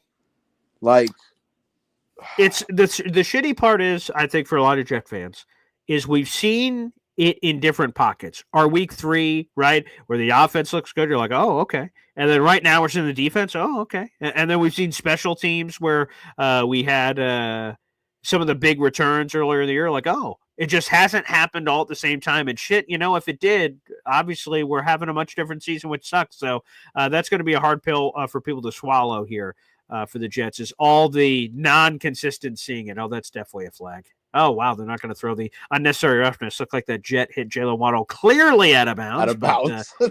That seemed like very fucking out of bounds, but the ref did not throw the flag. So, okay, yeah, thank you, ref. Send you a royalty check after this game. Apparently, that looked like a very obvious late hit out of bounds. But, hey, thank you, officials, for not seeing that. Again, there's under 6 minutes remaining here. The Jets in the third quarter, Jets lead 18-6 over the Miami Dolphins. It feels good to have some fun, though, of like we're having a couple of milestones. Devontae gets his 1,000 yards.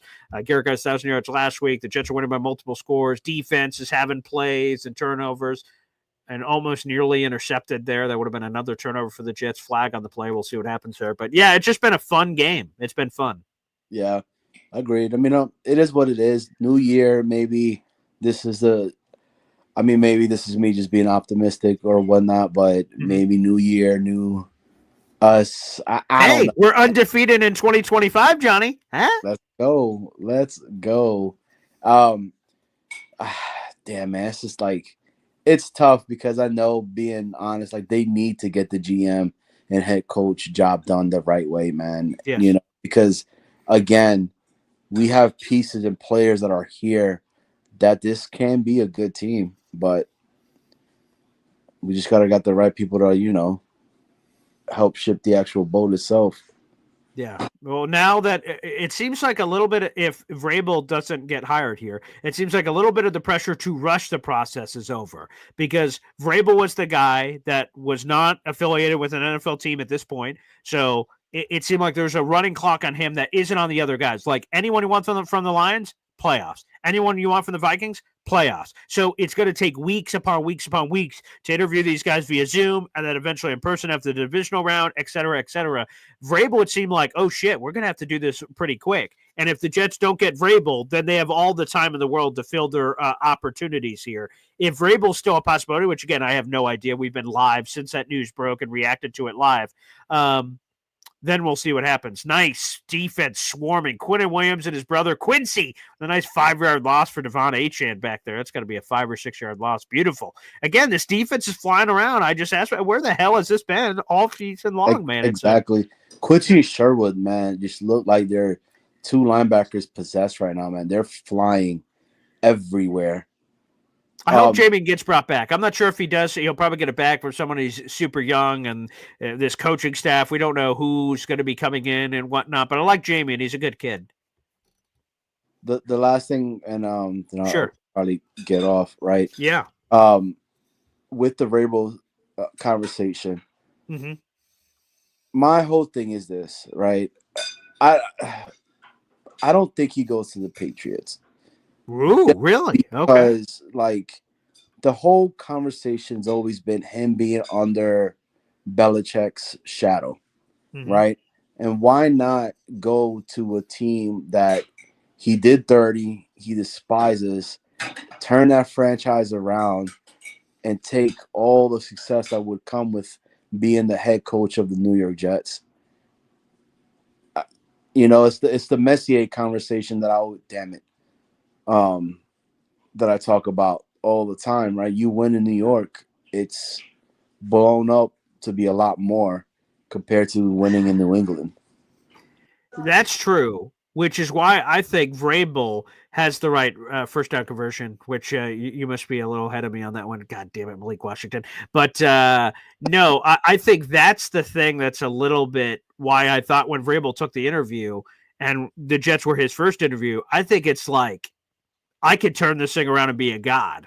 And I think that's going to be intriguing. Some people it's going to scare off, and good. If someone's scared off by that, I don't want them as a head coach. So that works for me. I think Ulbrich might have just challenged that Malik Washington catch. Let's see if he got his hands under the ball here. Oh, yeah, that's incomplete. Yeah, that ball was jostled. He did not survive the ground. The catch process did not occur there. Good challenge from our boy Jeff Ulbrich, baby. Yeah, Malik Washington hits the turf. That's a loose biscuit, baby. That's an incomplete pass, which will be a fourth down for the Dolphins, and thus they will punt to our Jets. Beautiful. Yeah, that's a And good challenge here by Ulbrich. And it's now too the offense is being so open right now. Like why now? Right now, why like open they're up a unloading playbook? the bag right now, and I'm like, what the fuck? Where was all this stuff at? Like, that's what's frustrating, man. To see all this stuff like that. Are they doing this because they know that Ulbricht's about to get a head coach interview, and that's the reasoning behind it? Like, He's like, guys, this is my chance. Let's unload. I mean, obviously they've been saving it because we haven't seen it all season. So they must have only been saving it for this game, I guess. But a big criticism of the Jets offense is this dink and dunk bullshit where and it even happened a little bit earlier in the game where you're facing a 3rd and 10 and you dump it off and say, hey, break 10 tackles, get a first down. Like throw it ahead of the sticks. So they're getting very creative. I mean, they're unloading all kinds of crazy bullshit. They've done more reverses in this game that are supposed to be passes than I've seen them do all season. They've done probably more in this game than all season combined, which is crazy. Again, I don't know if it's desperation. I don't know what it is, but it seems like there's an aggressiveness from this Jets team that I have not seen consistently throughout the season, unfortunately. Exactly. And I do have to say something. Greg Olsen, dude, he's a good commentator, man. I like him a lot. I like Greg. A lot. So yeah, I think eventually he's going to get his calling card again with Fox. Unfortunately, he's like their C team right now because of Tom Brady, which is crazy. Yeah, right. That poor bastard. Eventually, though, somebody, NFL Network, ESPN, I'd have to go through who is going to have the opening over the next couple of years where they're available to get it. But yeah, that one to me, I'm going to be very curious where he goes because he deserves an opportunity. Did they fucking upheld that call? Oh, that's awful. That's awful. That ball clearly looked out, but okay, refs. I thought we were on the same team earlier, and then we get that bullshit. Oh, somebody get paid. Apparently not. Apparently the check did not clear, and they're like, "All right, slappy." I don't know how that was converted, but no, that's a good point though. That's a good point there, Johnny. Yeah, 1st and 10 now for the Dolphins. 2:35 remaining here in the third quarter. They're down 18-6. How the fuck was that a first down? Is beyond me. The game means nothing when they're just showing every cameraman. Yeah, right. Wave. I'm like, what the fuck is going on? We're at the end. You're like, oh man, more cameraman. Now we're getting another fucking angle. Oh, there's another guy. What are we doing here? What are we doing? We're just like, we have this critical 3rd down of like, was that a catch or not? Cameraman, hey, Sally, hey, Bobby, what the hell? Oh, there's another guy. How many of these cameramen are they employing? Jesus. Oh man, this is unbelievable. Funny, this is wild. But I'll tell you this much: Will McDonald, man, is a dog, bro. Like, oh yeah. And this is what I wanted to see. I wanted to see the younger cats and all that. The Brandon Echols too. Like, he's having a pretty good game. He's another guy. Yeah, he's a good kid. He's another one that I hope we bring back as well. So. Yeah, me too. We'll see. Again, some of this will be lost because of the new regime. A nice little halfback sweep toss to the right to Jalen Wright, who broke a couple of tackles, ends up jumping, getting the first down. But, yeah, for some of these guys, Jamin Sherwood, Brandon Echols, some of these, like, there's players that are going to get a good bag. And DJ Reed will probably get paid by someone and get some decent money. But some of these, like, mid guys in terms of, like, people don't see Brandon Echols go, wow, Brandon Echols? Like, people don't know who that is. Great hit by Quincy Williams in the backfield, multi-yard loss. There's a celebration. We haven't seen that much this season. But that's the one I'll be kind of curious. Brandon Echols, Jamin Sherwood. There's probably more that I'm not thinking of that are guys that are not big name guys, but I'd love to see him back. It's either reserve guys or a chance to start. Because like DJ Reed's going to be gone. Is Echols fighting for one of those starting, corner spots? That'd be kind of cool. Or I'm trying to think of JVC, like. Yeah, sure, right. JVC, that's another good example. Yeah, there's a lot of guys that are. Oh man, Hassan Reddick sucks, man. Oh my god, yeah, he's totally terrible. Let me see if they counted that. Let me look from earlier if they gave him that full sack. Oh, Malik Washington takes it to about. There's a flag on the play. There was 2nd and 13. There was a nice little reverse. We'll see if that is upheld here in a second. Let me see if they ended up giving Hassan Reddick that sack earlier. They gave him a half a sack, so now he has one full sack of the season when you combine both of his half sacks. So one sack. There you go. He's got one sack this season. Yeah, and not a full sack. He had 2 half sacks that combined for the only sack. What one of the worst trades we've ever seen, unfortunately. And looks like an eligible man downfield was the call here. And they're bringing that back. Thank goodness. It was a big play You for the think Dolphins. that's the Second end and of 18. his career, though? I don't think any NFL team picks him up, man. Who's that? Hassan Reddick? I opened it. It was, I think it was when you and Woody were doing the show the other day. That I'm like, does he even get a job? Like, he maybe gets a job if he's willing to do the veteran minimum. But it's just crazy how terrible he's been and how he's tanked his entire career. Again, he was 30. He's going to be 31 by the next season. It's his birthday is like late September. So he's going to be 31. He's going to have to take a prove-it deal. And that's the end of the third quarter. We're heading into the fourth quarter here. 4's up, baby. 4's up, as we used to say in high school. As long as his pride and he realizes, that he's that's the reality of his situation now, that he's going to have a prove-it deal. And then even after that, let's say he has a nice year, who's going to give him a crazy big contract? I don't know if I see it, man. So for old Reddick, I think his NFL career, by all standards of everything he's attempting to accomplish, I think that part of the equation, for whatever reason, is going to be over for him. Agreed 100%, man. You think, I don't know, man. This game to me, it looks like, again, like I said, I think it's Aaron Rodgers' finale, his goodbye and all that, but if it's not, and because I don't think he's a Jet anyway after this year, you think somebody else picks him up, or does he do the whole wait it out until there's an injured team and let me go ahead and try to jump in there? That's a good question. I thought Vrabel was a possibility because he's so comfortable in his own skin that he and Aaron could have been a fit. To me, that would have made sense. But you need a coach that is comfortable in that way for that to be possible. Is Aaron Glenn that guy? I don't know Aaron Glenn personally. I'm not sure. I haven't heard enough about him to know whether or not he'd be cool with that, and I would assume not. So my gut tells me, this is what I hope, because I saw this prediction from Spot Track that they predict the Jets will cut Rodgers and then he will eventually reach retirement. He will just say, I'm going to retire. I hope they don't do that. To me, that's disrespectful. I hope they don't cut him and then he retires. If he's going to retire, give him a chance to just retire. You don't have to embarrass the guy. He's a future Hall of Famer. If he's going to retire, I hope you let him retire. Now, if he wants to play, then you have to he wants to play and you don't want him back, you have to have an uncomfortable conversation of like, are we cutting him and he's just going somewhere? Are we trading him? What's happening? And a trade would be very complicated. So I imagine you just cut him. That's a different conversation, but I hope they don't cut him and he just retires. That wouldn't feel right. Would the retirement go against, if he does retire on his own, does it hurt us at all with, It's the same. It's the same. So if we cut him or he retires, it's the same dead cap of $49 million. And if they bring him back for next year and then he is cut or retires the following year, it's the same thing. Outside of the dead cap increases a bit, it's $63 million. So the dead cap is the dead cap no matter what. So no, whether it's a retirement or cut is irrelevant. The same financials are there for both. Damn. So if I retire, don't have to be putting any more painkillers in my body to try to play every single game, I still get $49 million. Hey, not too shabby. He took the largest pay cut in sports history. That's $35 million, but he's made so much stupid money. And 5 years after he retires, he's going to be a first ballot Hall of Famer. So, life is pretty good. Life is pretty good. River Craycraft just catching that pass for the Miami Dolphins. Yeah, did you see that? That was a nice. That was a nice catch.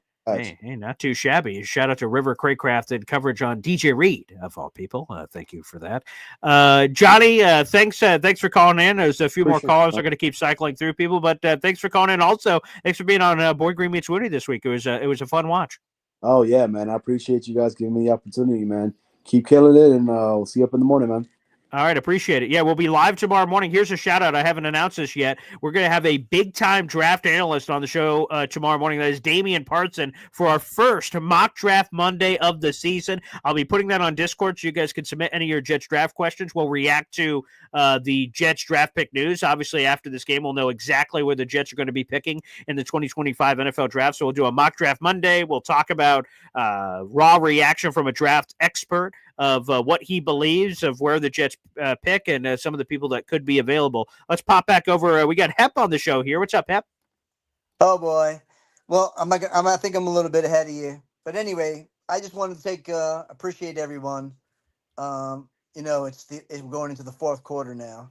Oh, yes. I just saw that. Devon Achane with a nice little 20-yarder touchdown. Very nice here. When I get the, oh, God, or, oh, no, oh, geez. I just felt that. So we'll see there for the Jets and Dolphins. So, but they just showed on the screen right before that touchdown. Fox Sports just showed on the screen that Jeff Ulbrich has something like a 2-5 record when he has the lead going into the fourth quarter, which is the worst record in the NFL. I'm like, oh, thanks, Fox Sports. Great for that one. Yeah, I just want to tell you, you did really good job today because you do something a little different. You do the play-by-play. So what I do is I just turn the sound down and listen to you do it. Oh, I appreciate that because, like, for instance, so I have this projector behind me. So this is projecting on my wall. I've got my same normal setup, and then I just got a projector on the wall of the game. I can't hear the play-by-play, so I'm not hearing anything outside of you guys that are interacting with us here on the show. So I appreciate it. Yeah. So and goodbye, DJ Reed. You give us some good games, and it was nice knowing you. And I guess anybody else you're going to be missing who's going to be leaving? DJ Reed would certainly be on that list. There's no question. How do you not? He was outside. I get the comments are rubbing a lot of people the wrong way, but I appreciate him. Ashton Davis, Mr. 2-interception guy today. He's probably gone. He's a guy that's going to be gone. Devontae is probably gone. Rodgers, while this was there's a lot to unpack with the Rodgers 2 years here. It's going to be something that I remember forever, and there will be fond memories I remember with Aaron, and I think he and I will both agree that it didn't reach the playoff highs and deep runs that we wanted. But Aaron, I'm going to, whatever happens, I'm gonna always have that jersey in the closet of thinking about all the Aaron Rodgers opportunities. So yeah, I'm gonna miss some of it. I won't miss the coaching, like screw the coaching, but I'll miss some of the players. The players make it special. Hassan Reddick, there you go. There's a guy I am absolutely not gonna miss. Get the hell out. Leave now. If he could in the middle of the game, that'd be wonderful. He is gonna be one of the least favorite Jets of all time. Yeah. So yeah, he's definitely on the list. I'm looking back when we first started talking. I used to say I wanted to draft Matt Ariza, the punter. Mm-hmm. And remember, he went to Buffalo, and then he had that accusation against him. And he was almost like out of football. And where he landed? He wound up in Kansas City. Oh, wow. Yeah, he's the punter for the Chiefs. So he landed on his feet. Yeah. Anyway, there you go. Beautiful. I appreciate that. Yeah, thanks for the call, Hep. Thank you so much. And thanks everybody that's been calling into the show this entire time. It's been a real hoot. I've been really appreciating it. And like I said, this is the first watch party episode ever. So it's been a lot of fun. Thanks everybody for all the interactions, the super chats, the membership flowing. Again, every membership gifted gives you a raffle ticket for our contest, which includes, again, a Aaron Rodgers Nike game jersey. Here's the record, by the way, 2-5 record for the Jets when leading after 3 quarters of the season. That's tied for the worst in NFL history with the Cleveland Browns. So the Jets now, it is 18-13 here in the fourth quarter. Graphic updated. Thank you guys for keeping me honest with that. It's 18-13 now. I'm updating that manually, but I love it. I think it adds a cool visual as we're watching this as opposed to the Boy Green Daily stuff. We welcome back in my Pop live here on the program. What's up, Pop? Hey, now. Hey, now. So they have a chance to own that record outright by going 2-6. 2-6. That's right. And by the way, guys, this Aaron Rodgers Nike athletic jersey here is up for grabs. Again, that with a $50 gift certificate to the Boy Green Coffee Club and to the Boy Green merch shop, plus a custom laser engraving package with both Boy Green and Jets merch. And all of that is available for one lucky grand prize winner that'll be coming at the end of the month. So you want a raffle ticket, I suggest at least everybody gets one. It's only $2.99. You want a chance to win this awesome prize back. And obviously, the more memberships you gift, the more opportunities you'll have.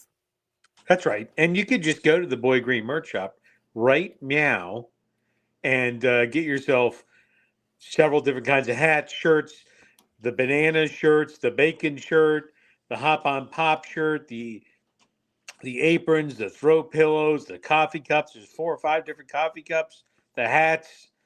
Go get it. If you're watching, if you're a member I don't know how you're doing that. What are you drinking your coffee out of?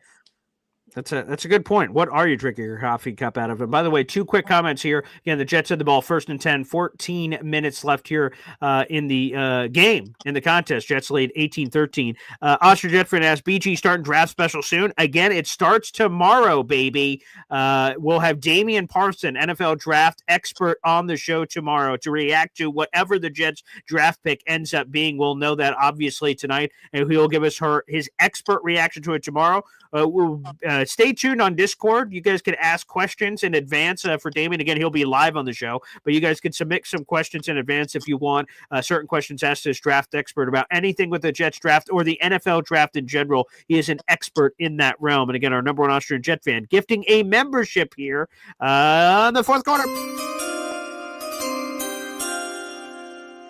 Beautiful, and a nice first down on a reverse to Xavier Gibson. First down Jets as the clock continues to tick. They have an 18-13 lead with 13 minutes and change left in this contest. For Austrian Jet fan, that is now 15 gifted memberships so far this month, which is number one among all of our members. Yeah, and so that was a nice play to Xavier Gibson. You got to get the ball in the hands of your playmakers, very similar to how some other teams do. Why is that not number 14? Right? Why? We know what we have with Xavier Gibson. Why we're not putting Malachi out there now? Like, what are we doing? Yeah, Malachi is active, so he is available to be used. The comments we keep hearing from the Jets, whether it's their offensive coordinator or head coach and Jeff Ulbrich, is a level of immaturity with Malachi Corley. It sounds like they're, again, they didn't say this directly, but it sounds like they're forcing him to learn a lesson, I guess, and accountability and stuff, which is sort of ironic with all the lack of accountability that happens with the Jets coaching staff. But it sounds like when you hear from Todd Downing, like, for instance, a reporter asked, it was a week or two ago, why is Malachi Corley not playing more? And he's like, we're trying to win games. We're not trying to develop. Like, he had something like that, like winning is more important than just randomly developing guys. And then they kept mentioning maturity and being a pro. And how can you not reverse think the points they're saying to say, oh, they're criticizing him for, again, his lack of maturity and things of that nature. So that comment has been brought up since training camp all the way through now. But that was from the Sala times, talking about the rawness of his route running and some of the issues that he's had. 3rd and 8 here for the New York Jets. Yeah, I would say, and this is not an advocacy for, but it's very similar to Turpin. Ooh, great play. Real quick, sorry to interrupt you, Pop. 3rd and 8, Aaron Rodgers finds a streaking Alan Lazard, baby, for a massive gain. At first, I thought Alan Lazard dropped it, which is a safe thing to assume on any Aaron Rodgers to Alan Lazard connection here. But a nice fire bullet over the middle to a streaking Alan Lazard. Nice over oh, he did almost drop it. That's why I thought that way. He fires across. He catches it over and then just almost loses it. Jeez, Aloo. Great job. And now the Jets are well into Dolphins territory here with a chance to add some points here. Yes, absolutely. But you make the plays for the person. He doesn't have to be a spectacular route runner. You don't need to have him learn all these route trees. You put him in situational football that he's going to run a slant from the slot and let him eat. Yes, I think it goes back to, and what you just described is Denzel Mims-ish. Again, nice pass from Aaron Rodgers to Garrett Wilson, 8-yard gain for the talented former Ohio State product wide receivers. The Jets are on the precipice here of adding some more points. By the way, Aaron Rodgers, 223 passing yards, 2 touchdowns, 1 pick. If he goes really bonkers in this fourth quarter, he'll have a chance to top old Joe Willie Namath's all-time single-season record, which he set with 14 games as well. Important to note, back in 1967 with his 4,007 passing yards. So depending on how many more opportunities the Jets get, he might have a chance to go buck wild here. We'll see if he can catch up in some of those numbers. Aaron Rodgers takes the snap, moving around the pocket. It's wide open, and he throws it. Davante Adams, touchdown, baby. Aaron Rodgers had space to run it in, but instead another touchdown pass, and he throws it to Davante Adams, baby. Jets now lead 24-13. We'll see what they choose to do with their extra point opportunity here to kick it in. Another touchdown pass for old Aaron Rodgers, baby. Yeah, that's one of the weirdest rules in the NFL is the forward pass in the line of scrimmage. that you could have a toenail That's correct. behind the line of scrimmage. Like 99% of your body can be past the line of scrimmage, but your shoestring is behind, so it's okay. And this is not a Jets commentary. It's just an NFL rule commentary. Yeah, it is very bizarre. You can't have, again, to your point, a shoelace. That would still count. Your entire body and every ounce or fingertip of everything of you has to be past the line of scrimmage for that to be an illegal forward pass. So it is bonkers. It doesn't seem to make a lot of sense. Greg Joseph, you're attempting the extra point, and it's good. Jets lead 25-13. And Woody said earlier, 25 points. Where do you come up with these weird scores, Paul? 25 points. Old boy Green here looking pretty good, huh? One time out of 17. It's hard to know what you're talking about half the time, Pop. Okay. I have a short-term memory. If I throw a pick, I'm immediately worrying about the next play. Okay. Right. I think the Chiefs just officially got curb stomped, American History X style, by the Broncos. Well, is that a final score? I'm not positive. I'm afraid of dorking with my phone when I'm on this feed. I think it was 38-0. Okay, let me get a refresh here on the NFL scoreboard up at the top. Oh yeah, this is. Let me see. 1 second. It's refreshing live. It's catching up on everything that happened. Yeah, it's official. The Broncos won 38-0. The Dolphins have, by virtue, officially been eliminated from the playoffs. The Cincinnati Bengals have been officially eliminated from the playoffs with that win. So it's over for the Dolphins and Bengals. And I would just say that it's one thing not to go out there and you're not going to try or you're not going to play everybody the full game for aversion of injury. But I'll tell you, even the Chiefs. This 38 now, like that really happened. We didn't play ours, but it still really happened.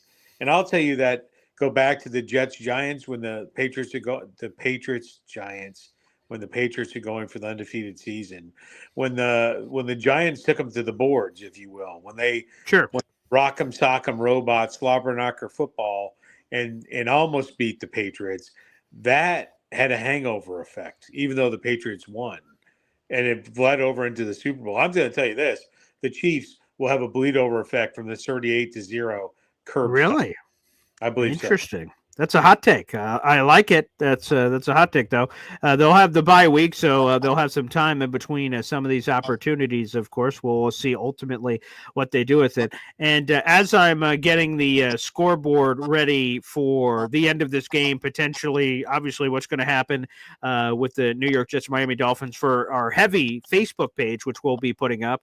Obviously, you can't help but look back and see that last week the Jets were blown out 40-0, ultimately was 40-14, but now they're having this kind of effort out of nowhere. It seems kind of, again, I get the Bills are a much better team than the Dolphins, but it's kind of crazy to get this kind of effort after what happened previously. Right. And, maybe it's got to be the pride thing. It's got to be this audition thing. But just to briefly segue back to my comment on the Chiefs, people got to realize, right, you don't have a 90-man roster, right? A large majority of, they didn't start Patrick Mahomes. They didn't start, whatever other snapperhead wide receiver. Travis Kelce didn't play. But I would say 75% of the Chiefs did play because the roster's not that big.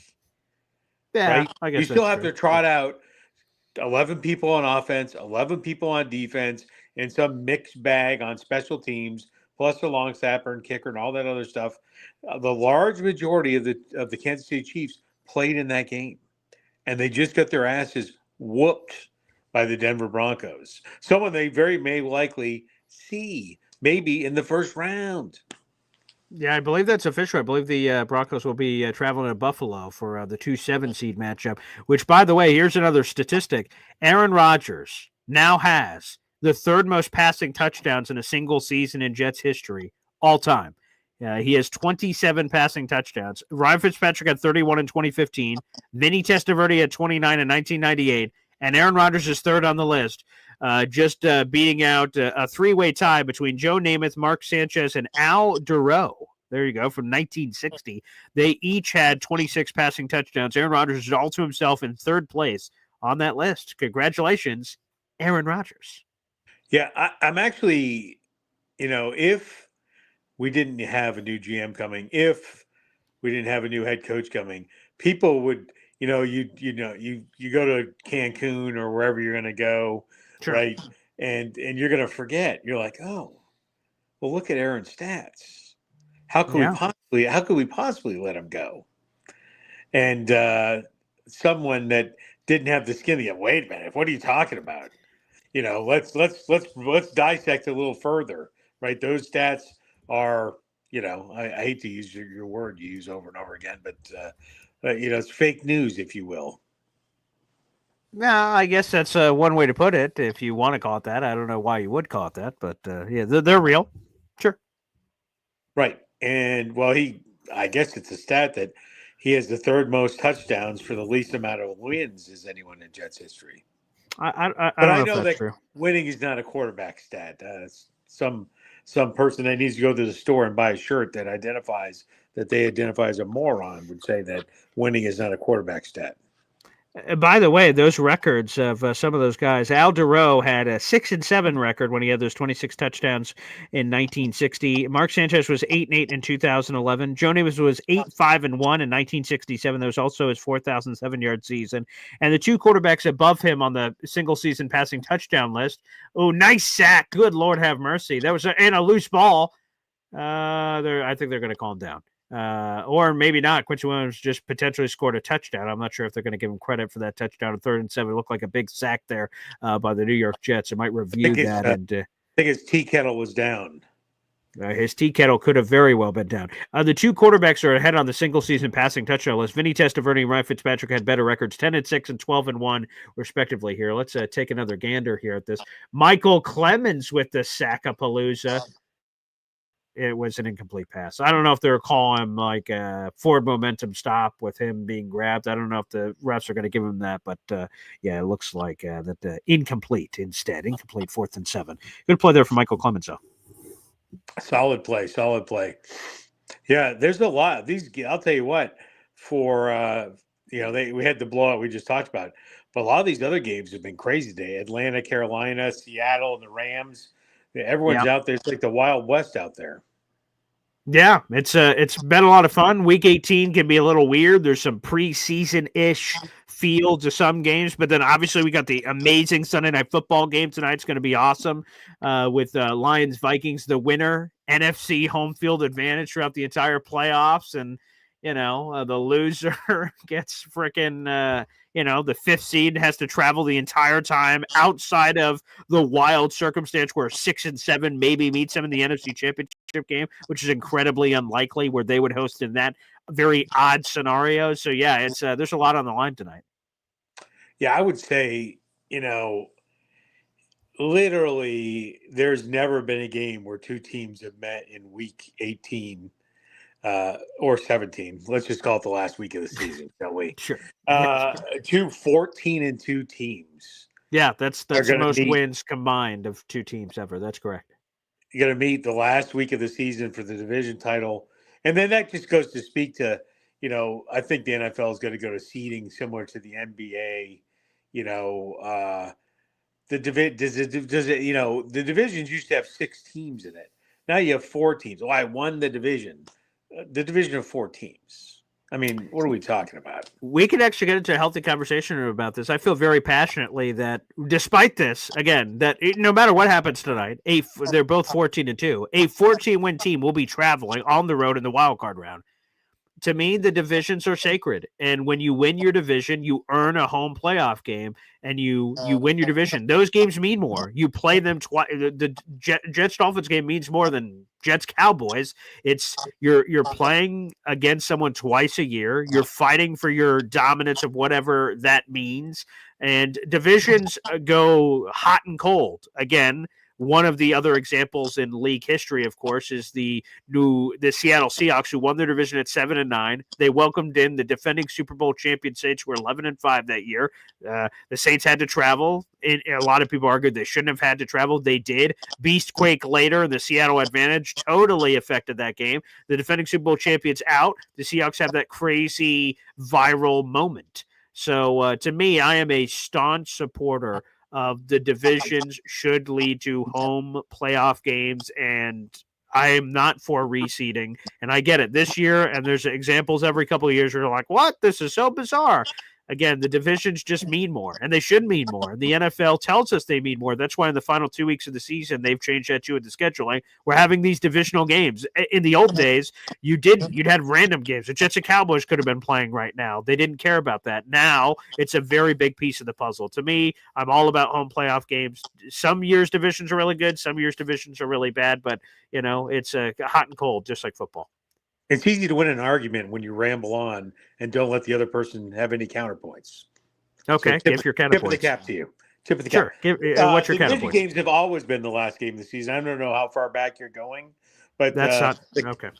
Yeah, the Cowboys-Eagles game has always been the last game of the season forever, right? Or the Redskins. It has always been the divisional games. But there are times over the years, and AFC East is a prime example, where the entire division has been trash. And so it means very little. Well, the Patriots were steamrolling everybody, and they had 6 free wins a year. And there are other divisions like the NFC West, South. But so I disagree. So just a quick update nugget. About 10 years ago, they switched it because division titles were ending by week 11 and week 12 because they were happening too early, and all the division games were decided before then. So again, this is a recent modern change within the last 10 years, that's something that happened, so they switched it. Also, tanking was another one, that if your divisional games, which also fed into the division, that if those games didn't matter, they were non-conference games or whatever have you, which is what happened prior to this 10-year change. So you interrupted me. That was another factor. More on your point. After I said because you questioned it, you said, Paul, they've been around forever, so I have no idea what you're talking about. Well, they've only been around for 10 years. I had a 10-second spot before you interrupted me again. Oh my God! Okay. Well, when you say something incorrect, I am more than willing to help fix it for you. Yeah. Okay.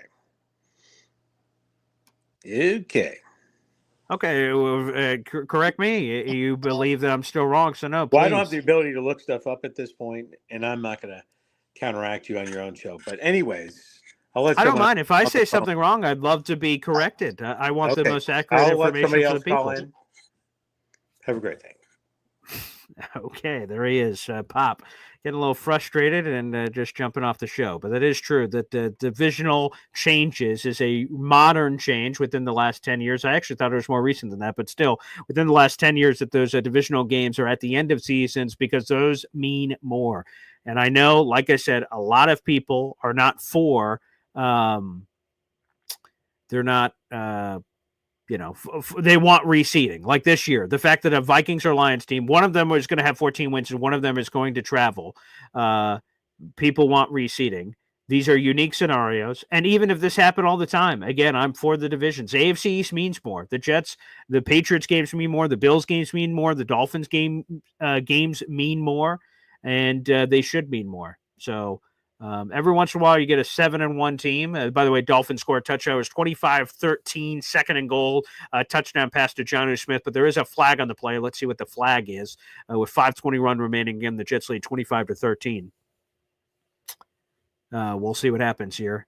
Legal hands of face on the Jets on the defense. That penalty will be declined. That's a Dolphins touchdown. We'll see what the Dolphins and Jets end up doing there.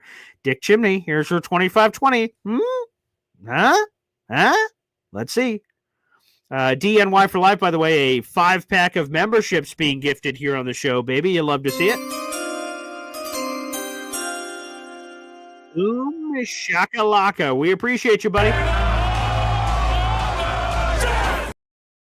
Beautiful. Let's add that to your total. You have 10 gifted memberships so far this month. Well, actually, let's add that to your total. Let's call that 11, with your YouTube Super Chat coming in here. And that is 25-20. Let me update the other board that I have here, and we'll update our screen here in just a second. 25-20. A wise man once said that was going to happen. Very, very interesting. Very, very interesting. 25-20, baby, with this Jets-Dolphins game. So I'm expecting a full apology from Woody at some point if he's going to call into the show and apologize for doing that here. I will accept that apology at any moment. Here, see, Dick Chimney's burner. He said it. It is now 25-20 for the New York Jets lead over the Miami Dolphins. Here with 5 minutes left to go in the game, we'll see what happens. We've now updated the screen. That is a 25-20. By the way, let's real quick reveal the 5 new members to the Boy Green Coffee Club here on the channel. We'll bring that up here in just a moment. This has been a lot of fun. Again, this has been the first live watch party of all time here on the Boy Green channel. We appreciate it. Thanks, everybody, for tuning in and giving this a try. Again, Jets lead 25-20, 5:20 run remaining here in the fourth quarter. And by the way, the 5 new members to Boy Green Coffee Club are as follows. Fernando, Billy Milovic, a.k.a. BAM Collectibles. Let's read the rest of these here. Cincy Matt, Emsal Cavi, and Winston Grant. You guys were all gifted Boy Green Coffee Club memberships. That's 5 more raffle tickets for DNY for life for the raffle at the end of the month, where the Aaron Rodgers jersey will be available, baby, plus a $50 gift certificate to the Boy Green merch shop and a custom laser engraving package of wonderful items like a license plate, pens, commemorative coins, and so much more. It's a mix of Jets and Boy Green laser gifts. Custom laser gifts. So shout out to DNY for life, who has 5 more raffle tickets to that contest. Wonderful. Zach Quinn says, this has been great, Paul. This is how the Discord should be, too. I'm all about it, baby. So let's go. I'm glad that you guys are enjoying this. It's been a lot of fun. Yeah, let's have even more activity on Discord. I'd love it. Again, I'm relatively new to Discord, too, so we're all learning and getting over. So this is great. Again, everyone who just have joined the Boy Green Coffee Club today, again, we're live for over 3 hours now. This is the longest, or will be very soon, the longest live stream of all time here on this channel. We're approaching it. I think I've gone live for 3 hours before, so we're very close. But again, all you guys have access to the Discord channel. 2nd and 10, 5:18 remaining here in the fourth quarter. Again, Jets lead 25-20. Aaron Rodgers shotgun set. Brees Hall to his right. Hand off to Brees up the middle. Diddle. That's maybe a gain of 1.5, 2. That'll be a 3rd and 8 for the New York Jets as the clock continues to roll here. Let's go. 25-20. Uh-oh, Woody. Again, I'm looking for a full Padre from Woody, baby, if I get my 25-20. It's 25-20 right now. We'll see. Dick Chimney's Burner. Can we have a 5:21 kill the clock ending drive? We'll see if the Jets are capable of such a drive. It's happened in the past, but not in the recent past.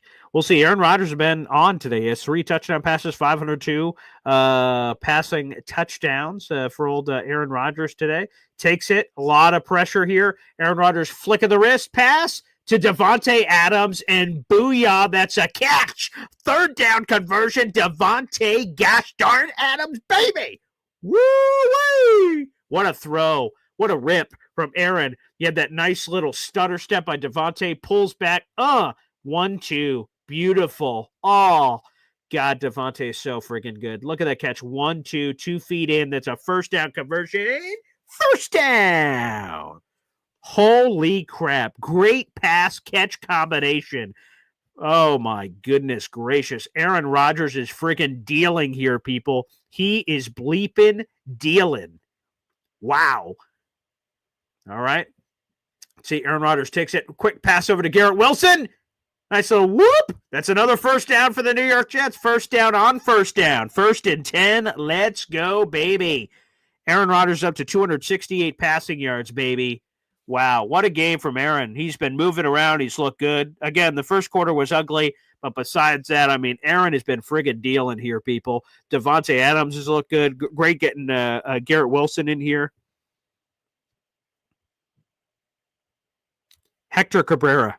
Boy, even though I hate the team winning a meaningless game, I love it because fans with hopes are crying like I never saw before.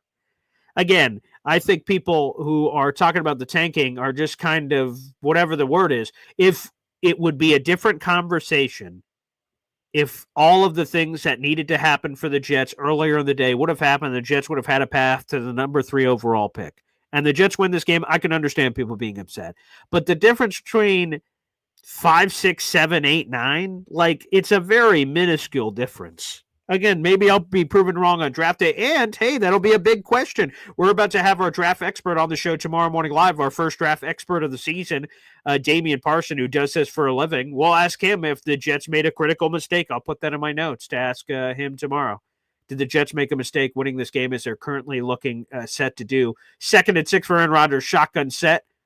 And he calls a timeout. They milk it all the way down to 3:34 remaining in this game. I don't think I'm going to get my 25-20, unfortunately.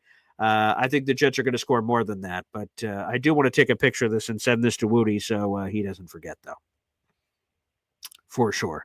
But currently it is 25-20 here for the New York Jets as we have 3:35 remaining in this contest. Hep says, hey, man, it's not over. We could still lose. Jared BS says, Brees ripped off any long runs this year. The only reason I know this is because I had it up in front of me. I believe Brees Hall's longest run of the year is 45 yards. I saw it because Brees, I was looking at other advanced statistics for Brees Hall, and his long was on there, and I believe that's 45 yards earlier this year. I can't even remember the game that it happened, but yes, that is, I believe 45 yards was where it was. All right, 2nd and 6 here. Let's see what we have to operate here. 2nd and 6 for the New York Jets. Clock stopped because, again, the Jets called a timeout. They milked it all the way down to 1 second left on the play clock. 2nd and 6. The Jets are operating from the 24-yard line here. Let's go. Let's get the clock moving here. Let's also see if the Jets, a nice fake to Brees Hall. Aaron Rodgers rolls out to the right, fires back across the middle. Very, very dangerous throw. He was trying to throw to Jeremy Ruckert. He was triple covered. There's a flag on the play. We'll see what this is, but good Lord, Aaron. That was a very questionable pass rolling out to his right there. Let's see what the flag is on the play. An eligible man downfield, so it must have been a run play that Aaron optioned out of. That penalty is declined. It's going to be 3rd and 6 for the New York Jets. So, again, the Jets in this offense have a lot of RPO kind of plays. And Aaron himself has the ability to can, or woof, woof, woof. And that could change simple run plays to pass plays. He has a lot of those options kind of worked in there. And he's Aaron freaking Rodgers. He's a 4-time NFL MVP. We've gotten a few of those this season when he switched it and then he's been non-committal. Again, it's 3rd and 6 here from the 24-yard line. Jeremy Ruckert. They're going to run it up. Brees Hall right up the middle, and he gets a first down. And more. Gets all the way to about the 8-yard line. Running it on 3rd and 6. Keeps the clock rolling, and Brees Hall makes a huge play. First down. Brees. Ooh, maybe I will get my 25-20 if they can milk all the clock off. I don't know if they will be able to. Great seal. Jeremy Ruckert, good block. Brought John Simpson on the sweep. Joe Tippmann sealed off his edge, and Brees Hall had a clear path right up the A-gap there. Beautiful. Breaking tackles. Putting both hands on the ball. Wonderful work by Brees Hall. That is a first down for your New York Jets. 1st and goal, 250 and change counting here. The Jets are going to want to get this past the 240 mark so they can get it down to the 2-minute warning. There's only one timeout for the Dolphins here. Hike the ball, hand it off to Brees Hall, who cuts off to the right. Is that enough? Okay, let's. That's going to be 2nd and goal. Sounds like the Dolphins are calling their last timeout with 2:37 on the clock. They have no more timeouts left. The Jets' next play, they can run it down all the way to the 2-minute warning if they run the ball or Aaron gets sacked or what have you. Let's get back because I know FL Phil 98 was on the other side of the conversation I was having with my father. I know he's a pro senior guy on this topic, but I wanted to bring up his comment here. BG, the reward for winning the division is a playoff berth guarantee, even if they had a bad record. I think the best records deserve a home game, just my opinion. And I'm totally cool with having other opinions about it. I think there's something, though, because when you win a division, obviously that's the rules right now, but when you win a division, you earn a home playoff game for your fans. That's your reward. Just making the playoffs, sure, you of course should make the playoffs for winning your division, but I love that the home game's built in there. Unfortunately for the Jets, that's something they haven't been able to take advantage of. They haven't won the division since 2002, so we haven't had a home playoff game since then, and we haven't ever had a home playoff game at MetLife Stadium because obviously the stadium was well after that 2002 AFC East divisional title that MetLife currently exists in. 2nd and goal, 2:37 on the clock here. I'd probably run this so we could get this down to the 2-minute warning, but we'll see what the Jets choose to do. They did not. Aaron Rodgers is throwing this ball. A lot of pressure. dumps it off to Breece Hall, who breaks a tackle and walks into the end zone. Touchdown. New York Jets, another passing touchdown for Aaron Rodgers. That's his 4th passing touchdown of the game. Jets now lead 31-20. Nice dump off to Breece bleepin' Hall. 4 touchdown passes for Aaron Rodgers. That is now 28 touchdown passes on the season for Aaron bleepin' Rodgers. Holy crap. 28 touchdown passes. Again, he said in possession. Let me make sure I pull this up appropriately. He is in possession of 3rd place on the all-time list for the single season Jets touchdown record. He is there at 4 touchdowns today, which takes him to 28. And if he has one more touchdown, which seems hard to believe, the Jets kicked the extra point too. They're up 32-20. If somehow he gets one more touchdown pass, he would tie Vinny Testaverde's 29 from 1998. Now, I have no idea how he would get the ball again to be able to do this, but he has 28 passing touchdowns on the season for old bleeping Aaron gosh darn Rodgers here. Wow. It's great to get a performance like this from Aaron.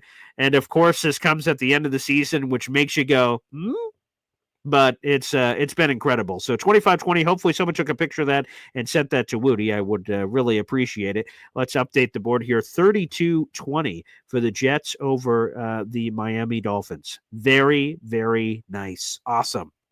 What a game. And, man, for this to be the first watch party ever, there's got to be a sign. J-Boy mentioned it earlier. If the Jets win, Paul's got to do this forevermore. By the way, Aaron Rodgers, 23 of 36, 274 yards, 4 touchdowns, 1 pick, 112.5 passer rating. Arguably his best game of the season. This has been an absolutely wonderful watch. Wow. And look at this guy has been involved, not on camera. DNY for life, making noise all day long, and he's coming on with a big smile on his face, baby. Sweet. Yeah. Wow. I love to beat the Fins. Oh, What's going on, BG? Yeah, I love it, I wanted man. to call in all great. game. I wanted to call in all game, bro, but I was like, you know what? I don't want to jinx it. I have to do everything that I'm doing right now. You know what? But this was the first time that I was listening to you and watching the game at the same time. Yo, this was kind of cool, man. I think you may have started something, bro. Okay. Because you know what? Right. You know what I like about your differences? Like I've checked out like the other what's the guy name with the white beard? Green Bean. Green Bean. I've watched them do it, man. But I'm gonna tell you what, man. Those dudes are incredibly negative, bro. Like, really? Even when there's positive things happening, they're like still negative, and I'm just like, I'm not enjoying that. Well, you know what? Again, if you're looking for positivity, I'm whether by a fault or not, I guess I'm Captain Positivity, man. And I've had plenty of things to be positive about. How can we not enjoy this, man? This has been awesome. Dude, and for all of those, it's like, oh, let's get a better draft pick. Like, whatever, man. Like, it's a difference at 2 positions. Like, we're still top 10 draft pick. Find somebody to go next to Quentin. I don't care. Give me an awesome wide receiver. I don't want a quarterback in the first round because it's not going to be high enough to get some quarterback. I know what's going to happen, though. BG, mark my words. Okay. Before April rolls around, we're going to have 6 quarterbacks in the top 10. Supposedly. Really? Oh, so some search like last year. Oh, I see. Yeah, man. It's just gonna be crazy. It's gonna be like, yo, this guy can be a first round pick. I want to hear it. I want no quarterback. I'm torn though, man. Like I go back. I'm like you. You know, we talked about this, and I heard you say it before when you said you feel like you waffle as it relates to Aaron Rodgers. Definitely. Because today makes you want to like have him back. You know what I'm saying? On, but man. it's like, gosh, dude. But you know what? I'm gonna for real though. I do think this. I do think like I want him back, but not at the cost, man. Like I'd rather run it back with Tyrod because honestly, what he did today, Tyrod would have done, and Tyrod would have probably done it better. To be honest, you think so? We don't really want to talk about. I mean, think about it today, man. What was it that you've seen from him that was like ridiculously spectacular? Oh, they talked about his mobility. All right, we already know Tyrod is mobile. Like that's true. I think, you know what I mean. Like he's way more mobile than Aaron. He throws a pretty deep ball. He's not afraid to throw the deep ball. He doesn't turn it over a lot. You know what I mean? Like he's not somebody you'd be like, oh, he's like Jameis Winston. He's gonna give you 30 touchdowns and 30 interceptions. That's true. It takes care of them all too. Again, you have a lot of compelling reasons. And today you ask, like, what was the superpower of Aaron Rodgers? And to be honest, he just kind of ran the offense. He didn't really do, again, he kept a few plays alive. He deserves a lot of credit. I'm not denigrate this performance, but I think his superpower today was people were open. He threw the ball outside of, again, the first quarter where he threw it right to, tried to throw it to Devontae, bounced off his chest, gets intercepted. Overall, I mean, it's just Aaron Rodgers running the offense, to be honest with you, is my live take on it, not even thinking about it. That's my live take on it. Yeah. For real, man. You're right. You know, and one of the things, like, I don't like, I love that him and Devontae are boys, but, like, dude, he got to look for the open guy, man. Like, I'm looking at it, and I'm like, you know, this is what I'm saying about Tyrod running the offense that have been the same, because there's dudes that's open and he's just not hitting them. And it's just like, come on, man, what are you doing? What are you doing? Like, you know, even when he's holding the ball, and that's not typically what I've known Aaron Rodgers for. You know, it's like he gets the ball out under 3 seconds, you know, like processes and it's out. He doesn't really do that. And it's like a lot of dump off. And you pointed this out earlier. You know that play. I mean, I'm glad we won. I'm not going to critique the win. I'm happy about that. But it's like just things that are symbolic of why we don't win. You know, it's 3rd and long, and you throw the ball significantly short of the first down marker. Like, why do you don't even take a chance? Like, I mean, come on, let's throw the ball. Right, because there's here's the thing that I don't get. If you throw it deep, you either complete it, okay, a first down. I thought that was the goal of it. You get a penalty, you draw a DPI or something, you throw it up, and then all of a sudden they're jostling. The ref goes, whoop, or it's incomplete. All right, oh shit. Well, at least you tried. When you dump it off for 4 yards on a 3rd and 11, I'm like, huh? What was the analytics? Everyone's today is about percentage. What the fuck with the percentage to convert that? Not high, I would imagine, unless Brees Hall breaks 7 tackles. What are we doing, man? So yes, please. So that's a super annoying thing that we saw a few spurts of today. But like that's the thing that maybe we should come back to, right? The Jets are leading 32-20. It's been a lot of fun. Aaron's been doing all kinds of crazy shit. But the thing of what makes you say, maybe we shouldn't run it back is those little spurts. You're like, that was the problem all year, and you saw it in sprinkles today. Is that the same? If we run it back like, times are dopamine high right now, that we go back and say, shit, we're going to get more of that, aren't we? You know? Yeah. And I don't understand why that is, man. The offensive line, like, they weren't terrible today. I mean, they weren't the greatest, but they weren't terrible. I mean, I think, you know, he had a couple of sacks, but he holds the ball so damn long. He definitely Throw the damn ball away. Like, just at least, you know, it's just the things that you think about. Like, yo, you know, all right, it's about 4 seconds. The ball got to be out. Why are you still trying to, like, you can out, and I think in his mind, he still thinks like he's younger and he can outrun these probably DNs, but you can't, bro. That's not your thing. That's not, and again, something Tyrod can do. You know what I mean? But he doesn't. For sure. He doesn't look to run first. He looks to pass first. You know. So I don't know. I'm enjoying this win today. I was like, he's right. 25-20. It's 25-20. Woody, where are you motherfucker? Woody. Yeah. He said, hey, Woody said he was gonna call in. Woody, where you at, bro? Yeah, Woody, that's true. Woody everywhere. I love Woody. Woody. I know. He's gonna call now, 32-20, huh? I'm like, oh, you bastard. Where was 25-20? We were there for a solid bit of time. And with 5 minutes ago, I'm like, this could end 25-20. But yeah, Woody didn't show up, bastard. Come on, man. Woody, you owe us a visit, Woody. 100%. Yeah, man, I love you guys, man. Yo, I love your stream, bro. I'm gonna jump off like somebody else. I know people probably in the background wanting to get on, but you know what, man? To finish the year on a win, I always want wins, bro. Excuse my language, but FLs, man. Like, I don't want no loss. Who cares? I want no loss. And then what does it change with the draft status? You know? But Vrabel is gone, bro. Vrabel I think he's gone. G-O-N-E. Yeah. There's some bull BS. They're going, you know what? And you know, people are not going to kill a little. They're going to be like, crap. Oh, he is so smart. He's ahead of the curve. You know, you saw this opportunity to hire Vrabel. You could have done it last year, but you saw this opportunity to hire Vrabel, and you just, you know, you really saw the direction of the team. They're so going to avoid all the egg on their face that every other team wouldn't. Right. Because they're going to, everyone's going to say what you just said, 1,000%. Forward thinking, you know, he was ahead of the curve. He knew when to pull the plug on Gerard Mayo when it was going south, but he had to pull the plug because it was so terrible on their choice. Yeah. He was the prodigy of the guy that was supposedly the chosen one, who sucked so bad that they fired him within, you know, the end of the season. It was like while his body was still relatively warm from the game. He I mean, come won. on, man. And it's a rookie head coach and a Yep. rookie quarterback, and you're like, oh, he should be winning 10 games. Are you serious? When you had like $80 million in cap space and decided to spend none of it and gave him like BS receivers to like work with, a crappy offensive line, and you're like, oh yeah, you should have done better. Like that's kind of shady crap, but you know what I mean? Quite. Like, you know, he's probably gonna go over to the get hit off in his little massage parlor and, you know, be like, I'm all right. Oh my God! What a day of events with the Gerard Mayo thing to the Jets. A nice sack by the Jets defense, just walloped Snoop Huntley. That might be the end of the game there. But and I love me my 99, bro. I got to get a 99 jersey. Hey, there you go. You know what, man? Also, I want to make a suggestions to you and any other content creator that may be thinking about doing another raffle. Yeah, can we get like a big man size on some of these joints? Like, you know, a large is cool, but a brother is an extra large, and I'm not trying to extra be large. All right, what I'm saying? I will put that on the next one. I like that. Okay, I'm putting that down for XL. Give it to your father, or give it to your brother, or somebody. You know, I don't care, but you can. It's easier to put a bigger jersey on somebody that's smaller than somebody that's, you know, big man in a tiny jersey. We'll do that. I love that. Big man and a tiny thing. We'll work on that, Devin, for sure. Thanks, brother, for calling in.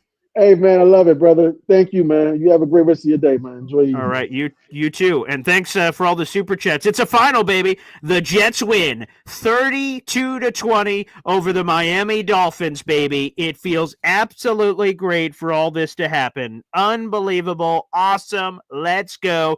The first live watch party ever results in a Jets dub. And again, I can't say this enough. We all wish we brought this back. Let's freaking go. 500 plus people in the room, a 3.5 hour stream, the longest live stream in this YouTube channel's history. We've been on for 5 years now. It's fun. Thanks, everybody. This was awesome. We're going to take a break. We'll be back on for a post-game show in a bit. I'm going to do some heavy on Jets work. Awesome game from Aaron Rodgers. Remember, folks, tomorrow morning we're going to have a draft show with Damian Parsons. So make sure you guys come on back for that tomorrow morning. We'll react to the Jets' final position in the 2025 NFL Draft first round. Thanks, everybody, for all the super chats and everything. Those were all added up, and we'll do more of these. I see a lot of people were a big fan of this show. Good show, Boy Green. Got to do it more. Hector Cabrera said, great show. BG called Young, Austrian Jet fan, all of you guys. Thanks for making it. And again, 2 special shout-outs. Terrence, who was the first one to bring it up, and Hep, who brought in some additional love to say we should try this out. This is my first time ever doing it. Man, this was so much fun. And there's so much more I'm sure we could do with this in the future. Thanks, everybody, for calling in, and thank you. Sharon jumping in. Alex saying, where are we picking? I don't have all of the finals in from the games yet, so we'll have that information to you for the post-game show. We'll try to be back on in 2 or 3 hours. Worst case, we'll be back on tomorrow morning. We'll see what happens with everybody, but we enjoyed the heck out of all you guys joining us here on the show. Thanks, everybody, and the longest stream is officially over. God bless everybody, and we'll see you next time. Take care.